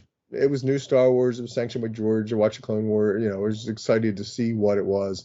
But definitely. I did like it when I watched it, but I was like, oh yeah, I probably could have watched. I do remember when I rented it, I was like, I should have went to go watch this in the theater. I remember thinking that after. Yeah, I'm a huge fan for that because you only get those big reveals, any of those things. You only get one opportunity for that, for a first impression or for a first time. So I Am Your Father and any of those types of things to experience that the right way. Could have saw you know, Stinky the Hut on the big screen. and to have that be a part of your experience is for me a big deal because it is impactful. It is shapeful to have. Ron, I could imagine, like, I would have been like you with my daughter there if she was, born, like during that like time, like totally something I would have went on board, like, hey, we're gonna go, for showing. Well, so to that point, somewhere, and we're talking about the lead up and the hype to it. So somewhere, what happens? He announces that he's selling, and they instantly announce that they're making new movies. Yeah. And that becomes a wow moment of I didn't, to think of him selling it. I always sort of equate it to, I don't know if you know who Bill Watterson is, but the guy that created Calvin and Hobbes is notoriously, and thankfully, but notoriously a keeper of Calvin and Hobbes. He did not sell it out and market it, and he created this beautiful piece of art and this art in all of his books and all of it, and has held on to it as his, and he's quite happy with that. And more power to him. It's his thing. But I would love more, but then it would be somebody else sort of creating it, and what's that going to look like? Because I absolutely love what Calvin and Hobbes is. So George selling it off to Disney is this weird, wow, awesome, yay, it's going to live forever. And they announced, they're making more. That's going to be awesome. But what's that going to look like? But I was hyped because I'm a Disney fan. I've always been a Disney fan. Like, so knowing that, having gone to the parks and seeing the Mickey Star Wars merch there, like I was already on board. So when they said Disney, I'm like, good, perfect. I'm glad they're taking over instead of like a Sony or a Warner Brothers. I knew like it was going to be, taken care of. That first movie is 2015? 2015. So I have a problem because I now have two daughters that haven't seen the prequel trilogy yet. But a sequel trilogy is coming out on the big screen, and I'm excited to take them to want them to go to it. But they haven't officially seen the sequel trilogy yet. I was hoping it would get kind of re-released on the theater and they'd be old enough and I could take them to it, and it never happened. I don't understand why he didn't redo a re-release of the sequel trilogy, but he didn't. So that summer, the prequel. What's that? I'm sorry. Yes. Yeah. Sorry. The prequel trilogy. They never re-released the prequel trilogy in theater, at least in my area anyway. Whatever. That I ended up renting a theater 3 times. Wasn't there something with like 20th Century Fox, like having the rights or something, distribution? I don't know, something like that. Some connection. I don't remember any of that. Just know it was a missed opportunity that I ended up renting a small little mom and pop theater, playhouse type of thing or whatever, so that I could show my kids. Because to me, it was a big deal to see the movies on screen in a theater with surrounded by other people, whatever. Rented this small theater to show the prequel trilogy. We saw episode 1. Early in the summer, 2 middle of summer, and 3 right close to or towards the end of the summer, August timeframe or whatever, so that they could see them and have an opportunity to watch them a couple of times on DVD and everything at home to sort of encapsulate them. And invited friends and family to this theater and had a theater going experience for them. I'd love to interview them at some point in time to see if their take on it. To me, it was a big deal. It was a unique part of it. Ends up being a unique part of their Star Wars story and their pathway to Star Wars and what they have seen, and can tell that their crazy dad took them to rent at a theater to show them these movies, and they saw them that way, whatever. But that was a big deal for me, was to see them on a big screen, and it was a big screen, versus just sitting at home with all the distractions and just everything else that could go on. I wanted to have that movie going experience, and it literally was a small little place, had popcorn and we had drinks, and we just sat and settled in and watched the movies as a lead up to the hype. Because we did the opposite. We had because now my sister had kids, and then my brother and I did, so we had little parties here at the house. We had the Blu-rays, so we all sat down and did little marathon parties here and there, just so we can get the kids to start watching it. Well, I mean, of course my daughter she didn't have a choice since she was born, but the other kids, we had food and drinks and everything, so it was like a party kind of atmosphere, and we're all watching episode 1 and 2. And Star Wars is back, and it's the sequel trilogy that none of us have any concept of what it's going to be. And I remember that trailer dropping on Black Friday and sitting there like waiting for it and keep reloading. Yeah, you mentioned Disney buying Star Wars. I could tell you exactly what I thought because social media exists. So October 30th, 2012 is apparently when I found out because that's right. My post simply says Disney buys Star Wars. What the F? And that was it, man. Like, yeah, we had because we had no hint, right? There was no sort of inkling that George was talking about it or contemplating, right? It was I really kind of think remembering it being out of the blue news. Yeah, it kind of was. It was. There was it really was. It was wait kind of moment of wow. That makes sense. Funny. That's right. It was Halloween because I remember like that was the date, the 30th, and then I was gonna dress like Luke that year. And then when I took my daughter trick or treating, I was dressed in Star Wars. So everybody at every door I went to, they're like, "Oh, did you hear they're making new movies and Disney's gonna buy it?" I'm like, "Yeah." That was just I got that question from like every other house. Yeah. I remember waking up to that news and going, "Wait a minute, is it April 1st? What day is it?" Yeah, so it was, to say I probably wasn't the most positive about it. Just like, man, you barely watched the movies, Ryan. Make it kiddie. Why, Ryan? Why? Yeah, is it what's making it potentially sour? The Disney being this wholesome thing and everything. What's the sour part? I mean, that's the thing. It's like Disney wasn't known as like, they made lots of animated movies, but they made Disney movies, right? Also, I think it was in 2010 or 12, they also bought Marvel around that time. So we really wasn't sure what they were doing. They were just getting all these properties, and it was like, oh man, now Mickey Mouse and all, like it's not going to be all kid stuff, but now they just make great movies. I mean, yeah, they're a giant monopoly now, but that owns all the stuff, but nobody. Ryan, I'm a timeline guy that keeps us in check. So they bought Marvel before Star Wars. They were like already on the 4th Marvel movie by this, like, right? Because Iron Man came out. Yeah, they had. I think they already owned Marvel. They took over Marvel when? Pretty early on after the movies. Well, yeah. I think it was it wasn't until I think after the first Avengers, because the movies took a real big dip, and I think that's when kind of Disney started to buy everything up. So like the second Thor movie didn't do well. The first Cat movie was like, so I can see exactly what it is, but 2009. But it's before. Yeah. It doesn't matter when. It's just it was before buying Star Wars. Yeah, 2009. Yes. So then you got to think like 3 years later, they buy Star Wars, and you're like, good Lord, man, like what has happened? So I actually thought that was a logical progression because I mean they already had Star Tours and Indiana Jones, and both of those were tied to George Lucas, and George Lucas had done Captain EO way back when. So I was like, that's interesting, and it actually kind of makes sense to me. But me being and a big Disney fan. I was just used to the two being hand in hand, like at the park. So you would see Mickey dressed as Luke. I had toys, like I had pins and stuff. I have a Mickey dressed as Luke. As a my lanyard is my lanyard is the Mickey Mouse and all the other characters dressed up as the OT characters. And then after they announced that Disney was buying it, they shut down all that merch. So you can't. They squashed any of that characters in that was. It's funny that stuff's quasi collectible because every time I go to Disneyland. I wear that lanyard and people's like, where did you get that? And I'm like, I've had this for like decades. Yeah, I have that stuffed Mickey that's dressed up like Luke Skywalker and has the blue lightsaber. Yeah. And you can't get that anymore. You could get that. Remember at the exit to Star Tours that what's it called? The Star my daughter has my daughter got that when she was like I think a year old when we took her, and she chewed up that lightsaber, but she still has it in her bedroom. It's still a big regardless. Like it was still like, oh my god, huge. Yeah, right. Disney fans didn't care.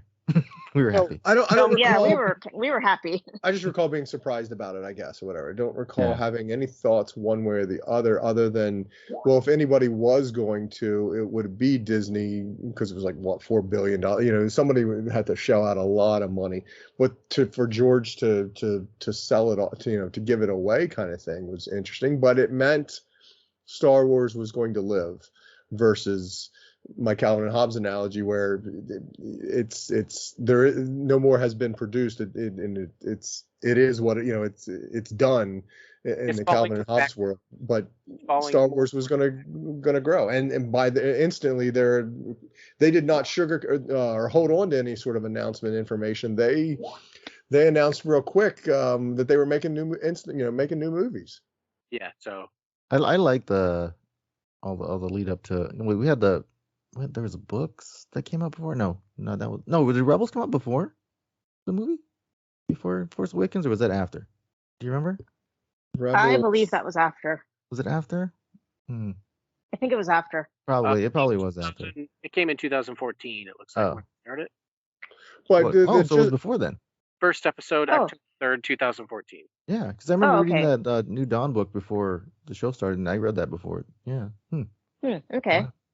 But the gist of the podcast, the hype around the sequel trilogy, the hype around Star Wars back, because again, we were told it was done. We got through, and George was done, and he meant it this time. But now it's Disney, and Disney's making it, and it's back, and it's got the Disney marketing hype machine behind it too. Was immense, was intense, and was awesome again. Yet again.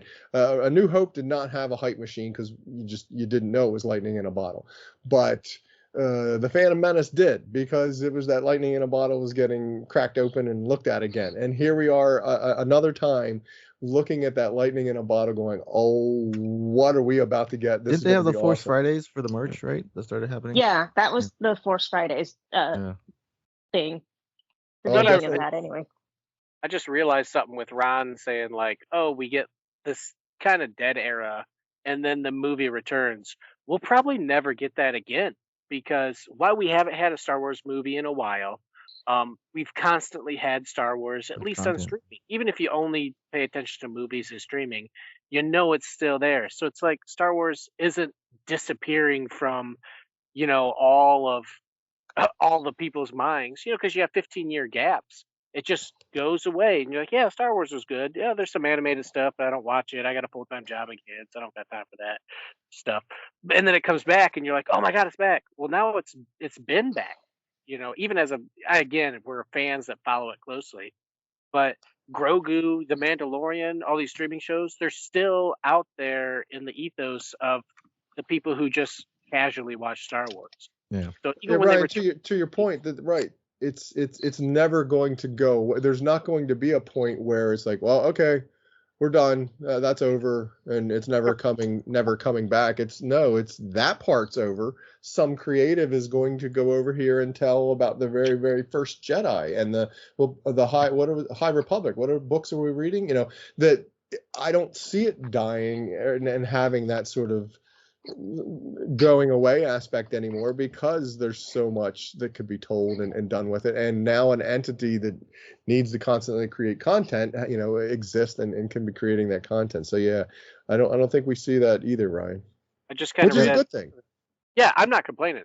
But that, oh my gosh, I remember when I was a kid, it's been 10 years, it's been 15 years, it's been 20 years, and now it's back.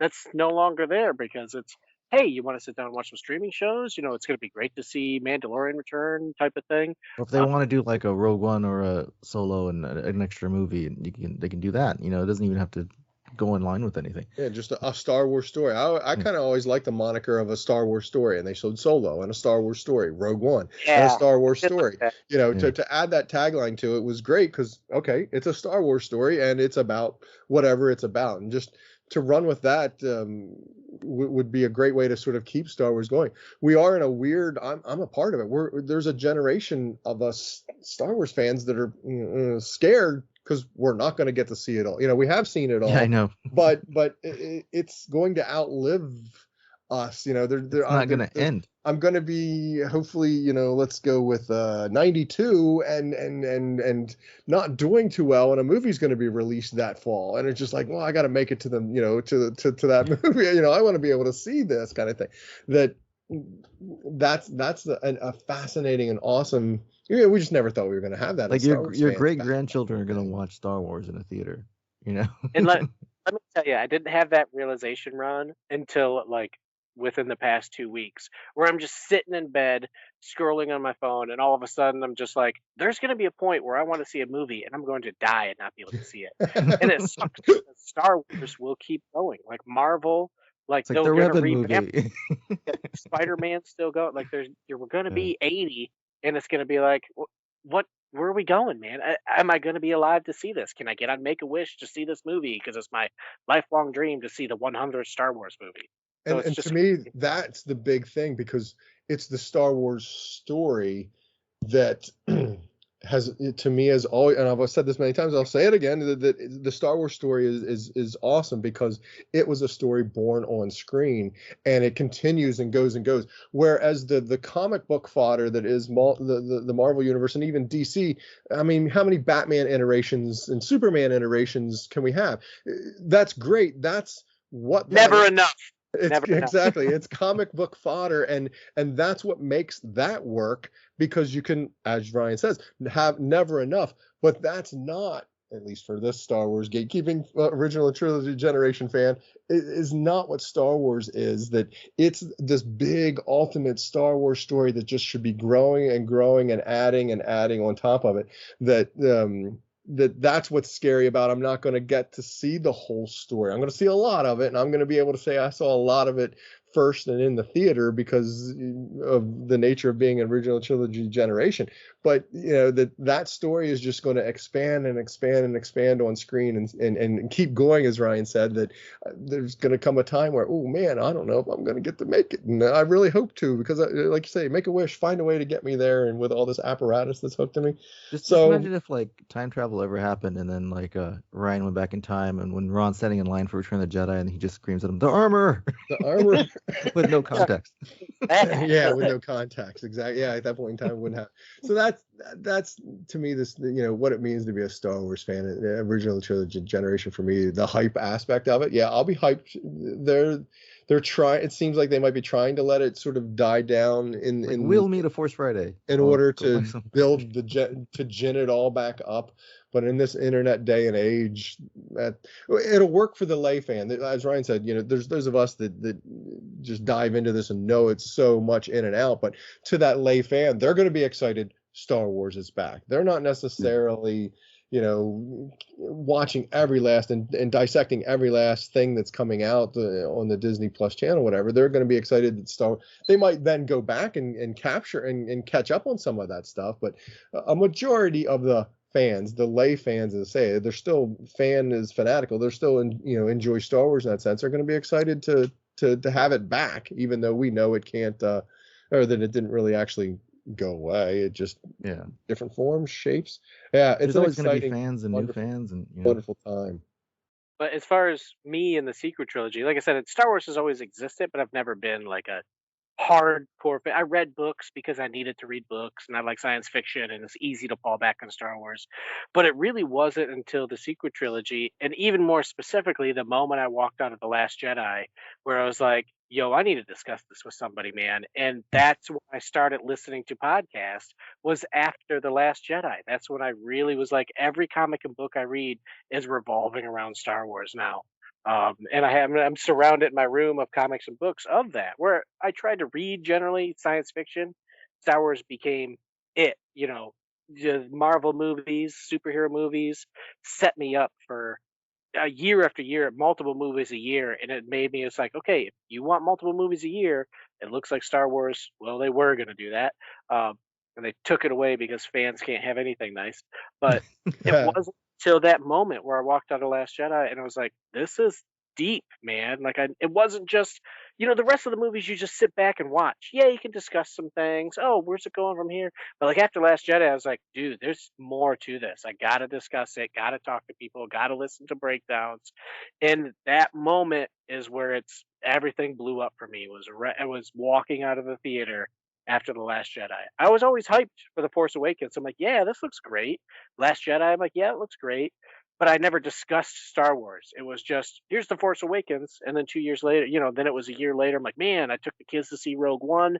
I jumped out of my seat when we got the Vader hallway scene. I was shocked face guy. So Star Wars was great. I got to experience it through my kids' eyes because I watched my kids watch the movie. during Last Jedi, Yeah. and it made me love it even more.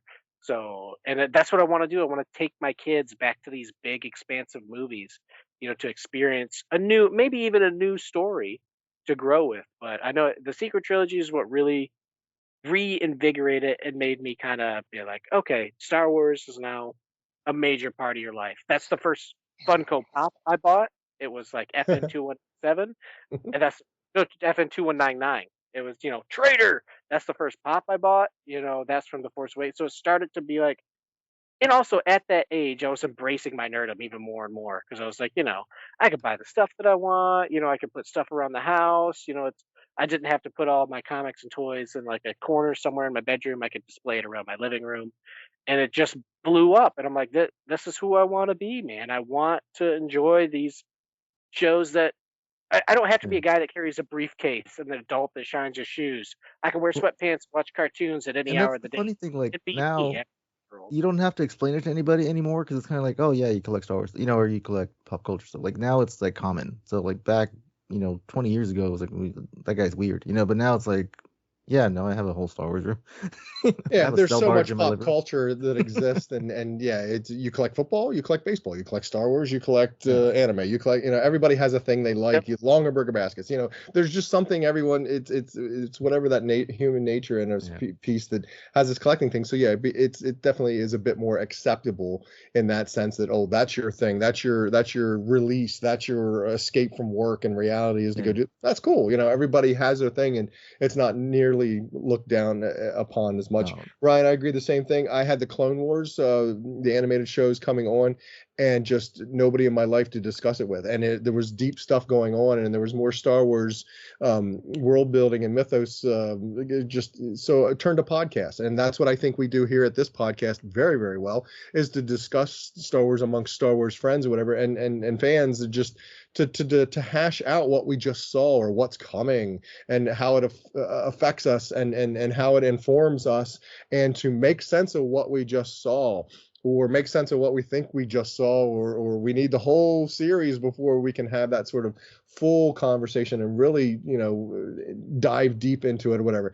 That podcast action is incredible in this day and age for fans to have as a resource, to come to something like us and to these things and listen to them, dive into the world building and what the creators presented for us, and sometimes the minutia of how it got created and what might be behind the scenes stuff or whatever too. But that podcast is why I think we're all here. That ability to talk Star Wars with like-minded folks is very, very powerful. And we all have wonderful. Somebody to talk to now. Basically, that's what it is. I got somebody that understands, that gets me, and I don't have to, I don't have to pull any punches or hold anything back, so to speak. So, you don't have to explain you're crazy. You just go with it. Yes, I do not have to explain my crazy. I always joke that old folks' homes are going to be interesting when we all get up there, because everyone's going to be playing video games and playing Pokemon and watching Star Wars. it is very true, working in that area, whatever, that right as this generation, as we come through, whatever, that's the thing that you can have Star Wars movie night, you can have MCU movie night, and everybody's going to be talking about it and rambling on and carrying, that there's a strong potential for that, for sure. You could have that wing or find that home that's geared towards those types of folks. It's a Star Wars themed retirement home. You have to dress in cosplay. It could be a legit thing. Sitting in an old folks home, and it's like, gotta play Grandpa's oldies, and it's like Tupac and Eminem. They're just like, exactly. Music's so old, Grandpa. You just don't get it nowadays. Like, I saw Taylor Swift in person.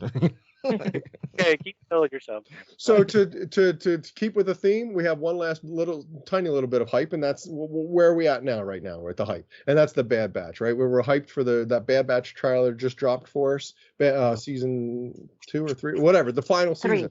So, and it looks gorgeous. I mean, just sheer aesthetics of it looks awesome, let alone the story they're going to tell me.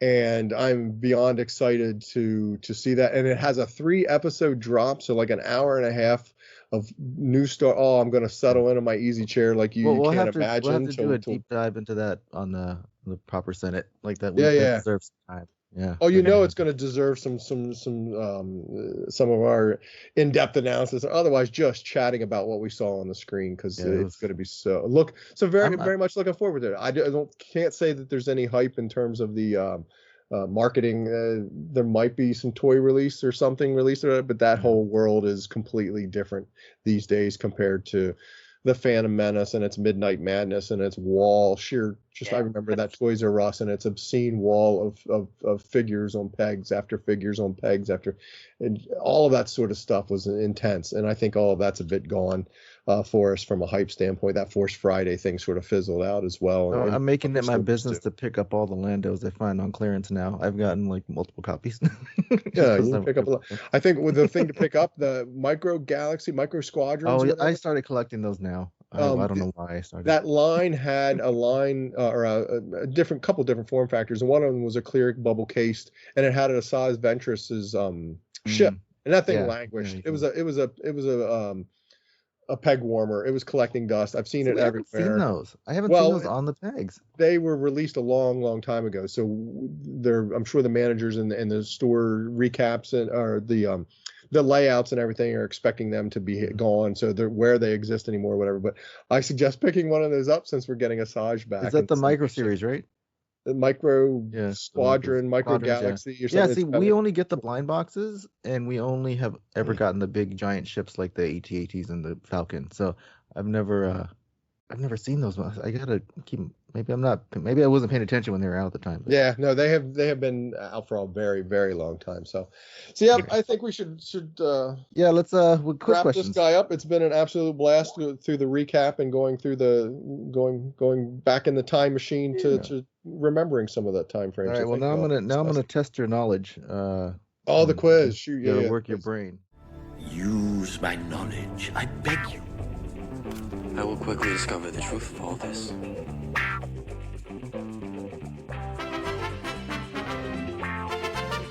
So, first question.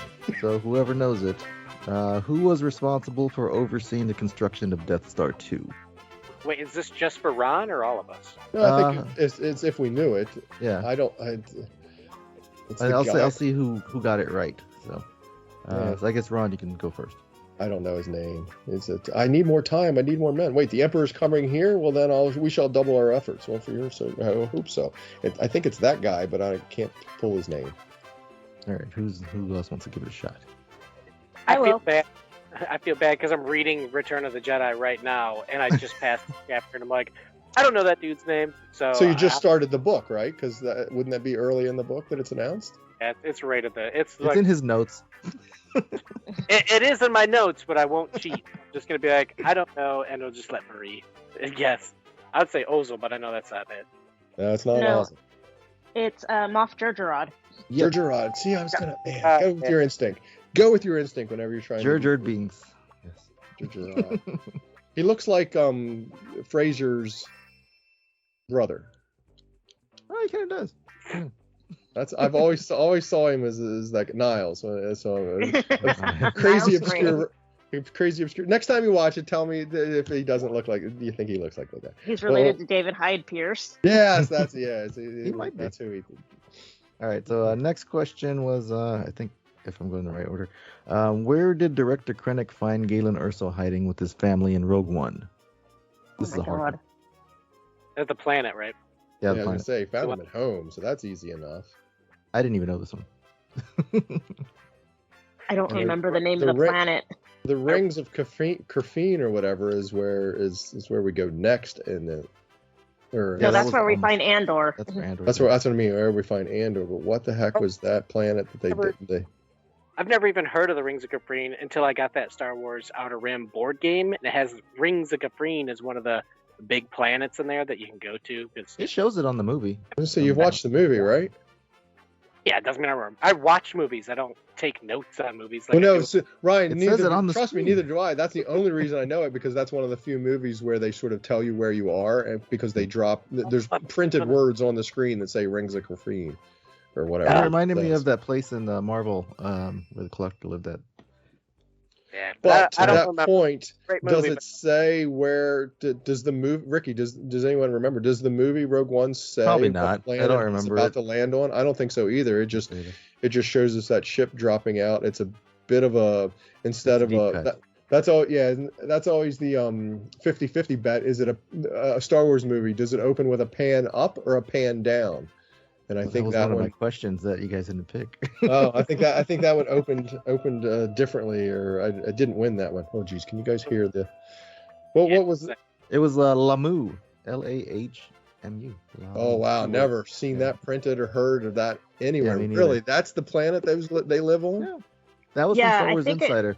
I got that. Wow, I think it was that in is the- a deep cut. So now you know. I next think it was in the novel, but I don't remember. I don't remember ever seeing it like on the screen. It might have been in those books that they had that showed Andor came from this planet and Galen was on this Yeah, it might have been in one of those, but I remember reading it in the novel, if I'm not mistaken. All right, so next one was I think this was Ryan's. Who tried to murder Boba Fett while he was healing in the bacta tank in Book of Boba Fett? Mr. Kersantin.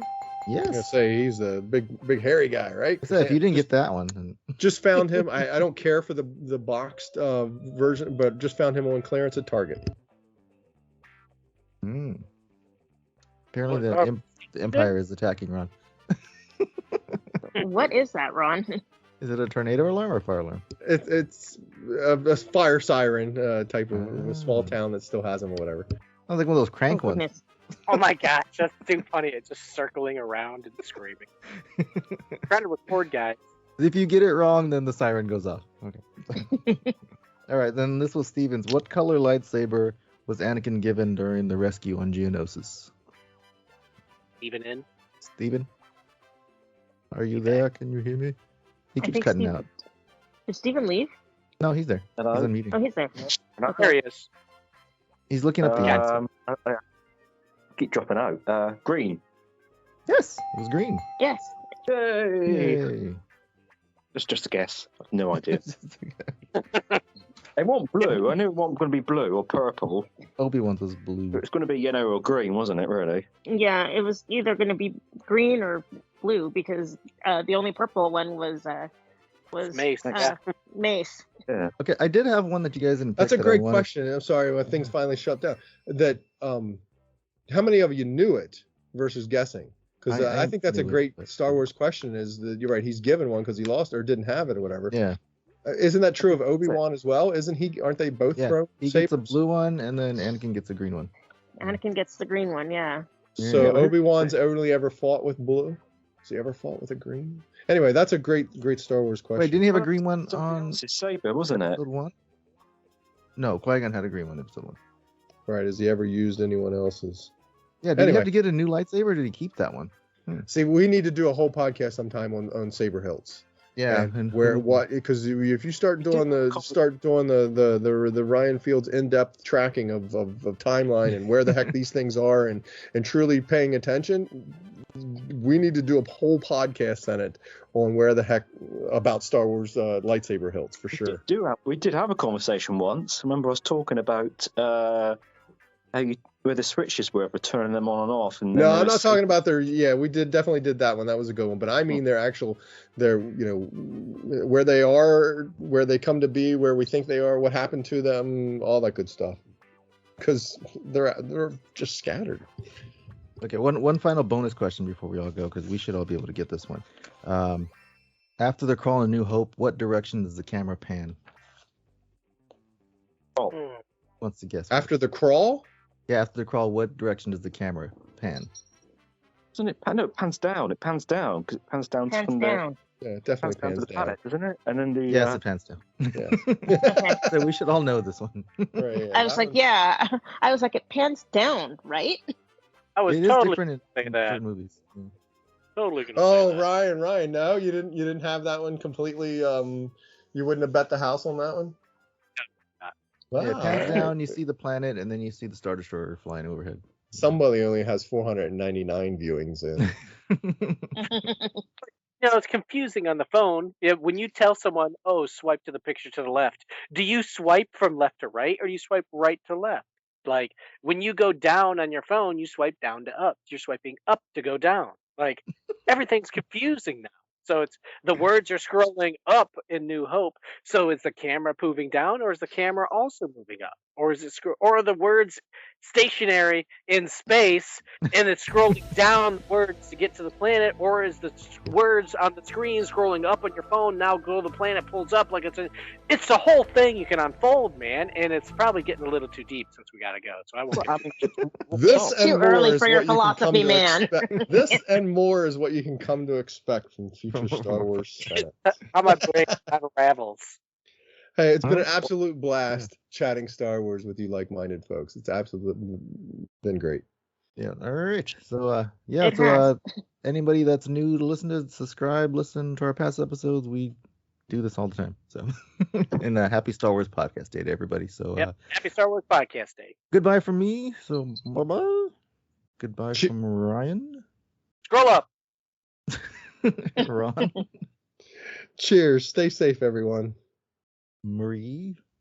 Goodbye. May the force be with you, everyone. And goodbye from Steven. Hello, goodbye, and have a nice cup of tea. All right. And we will see you next time. May the force be with you. Chop some carrots. Bye. Bye. Bye. Cheers. Go switch off.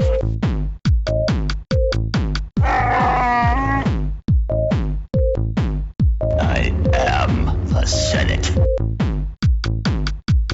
Be sure to follow us online. We're at Facebook at PSW Senate.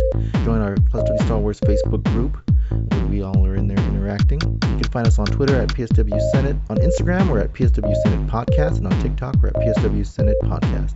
We look forward to hearing from you. The Force will be with you, always.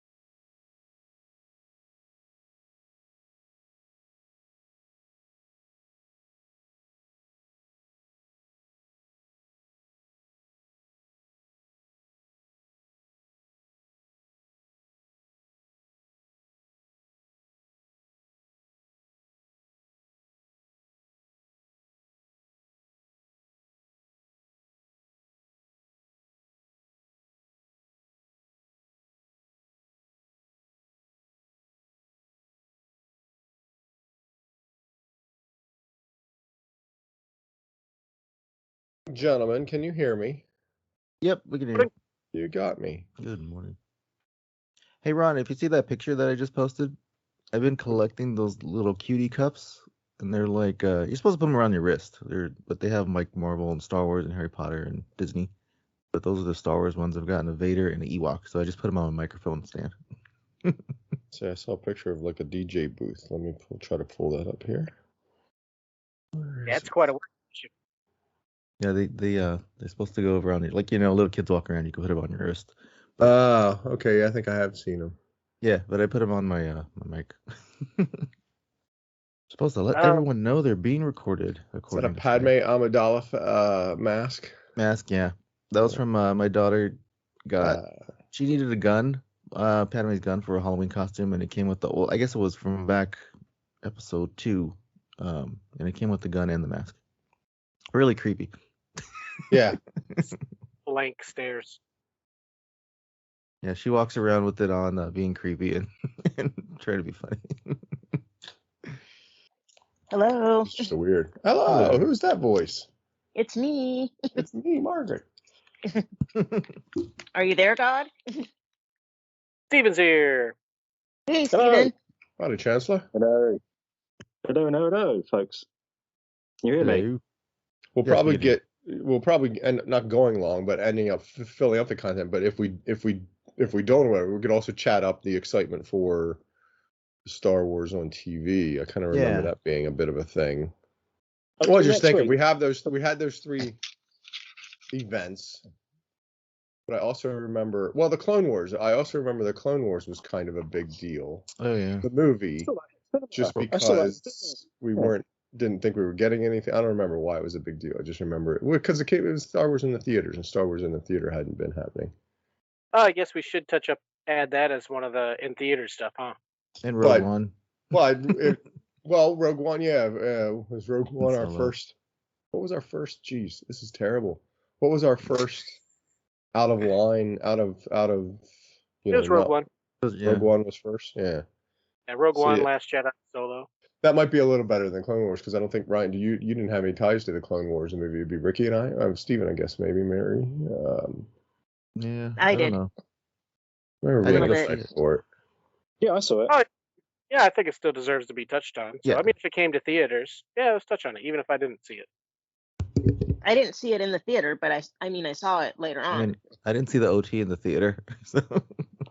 Touche. Yeah, touche. I don't remember. I don't remember. Honestly, I can't remember if I saw the original in the cinema or not. I saw the special editions in the cinema. Yeah, That was 20 years see it. later. Yeah, the original. Well, that's what we're going to chat about. So interesting. Yeah. Steven, really, you don't? I'm the only one that's seen the OT and the. Well, no, I might have. I just don't remember. That's what I'm I saying. don't remember anything. No. Were you? Did you? No, I only saw Star Wars because my mom was not a big Star Wars fan. It wasn't a thing with her. And then by the time Empire and Jedi rolled around, there was nobody who would have taken me. So you're like a rebellious teen. You're like, I'll go myself since you don't like it. And No, because I was 5 and 8, so that wouldn't have worked. I have a sneaky feeling I saw Return of the Jedi in the theater. I kind of remember that. I think it was with my dad. I remember seeing the OT when it came to HBO, the whole OT. I just watched it on video.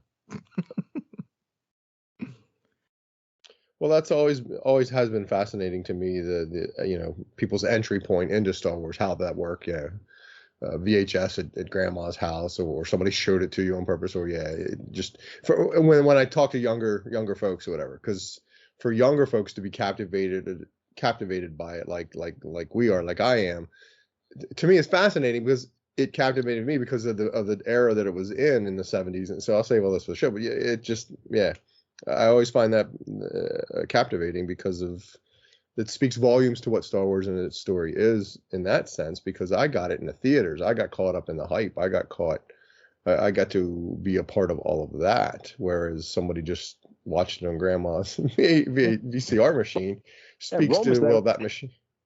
So Ron was there in the queue for it, and somebody ran out and goes, "Obi-Wan dies," and Ron goes, "Who's Obi-Wan?" There's a name I've never heard before. Someone's introduction was probably the holiday special on TV. Oh, I imagine, yeah. I seem to remember just seeing loads of behind-the-scenes stuff on TV during the summer, and that seemed to be always on repeat. Yeah. They would always do every time before Star Wars. All the Entertainment Tonight stuff and everything. All right, so should we start? Go on, Jim. No intro, all that kind of stuff. I ain't got my speech in front of me anyway. But I wrote an intro just because I didn't know if you were gonna be able to make it or not. Yeah, so. just okay. Should I use the British accent or should I just do normal? No, just treat it as a special. That's Steven. I can't say from across the pond. I can't say my joke I was going to say. I was going to say my joke about the live webcam thing I was looking at, but I won't say that now. We can save we still have next week for actual Senates. Are we actually booked in for that one, are we? I don't know, it's up to you, whenever you wanted to do it. So February. I don't think there's anything on. I'll check the football schedule. When's Super Bowl? Are you watching that? No, I watched that. I think about 10 minutes of American football. Nothing against it, I just can't get into it. If Detroit makes it, I might have to find a place to watch it, man. They've like never been there, and that's where I grew up. So Well, normally football would we played it. They play the games today. They'd be off next week, and then it would be Super Bowl. That's true. So there's a week break. So nothing next week. I want a Taylor Swift versus Eminem Super Bowl. That'd be awesome. There's a big football match actually next Sunday. No, I just said we're off next week. I'm teasing. I'm teasing, Stephen. No, I have no idea what's going on here. Yeah, no. Whenever you want to do the actual. What's interesting? What's the big match? A normal matchup, regular season between two big rivals, or is it gotten into the playoffs or whatever happens over there with soccer? What's next week for you, Stephen? Well, playoffs aren't until January, February, March, April. Aren't just sort of like not for a while yet. Okay. Sort of May or so the this playoffs. is just a regular season big match between rivals. Yes. The red team versus the blue team. Close. It's the red team versus the reddish team. Two reds. My alliances are difficult if they're both red. Curses. Yeah, it gets a bit difficult. Okay, so you slipped in the intro then, pre-recorded of you, Ricky, or we just? No, I'm gonna do it right now. Yeah, we haven't started yet. So Go for it. You're on. Ready?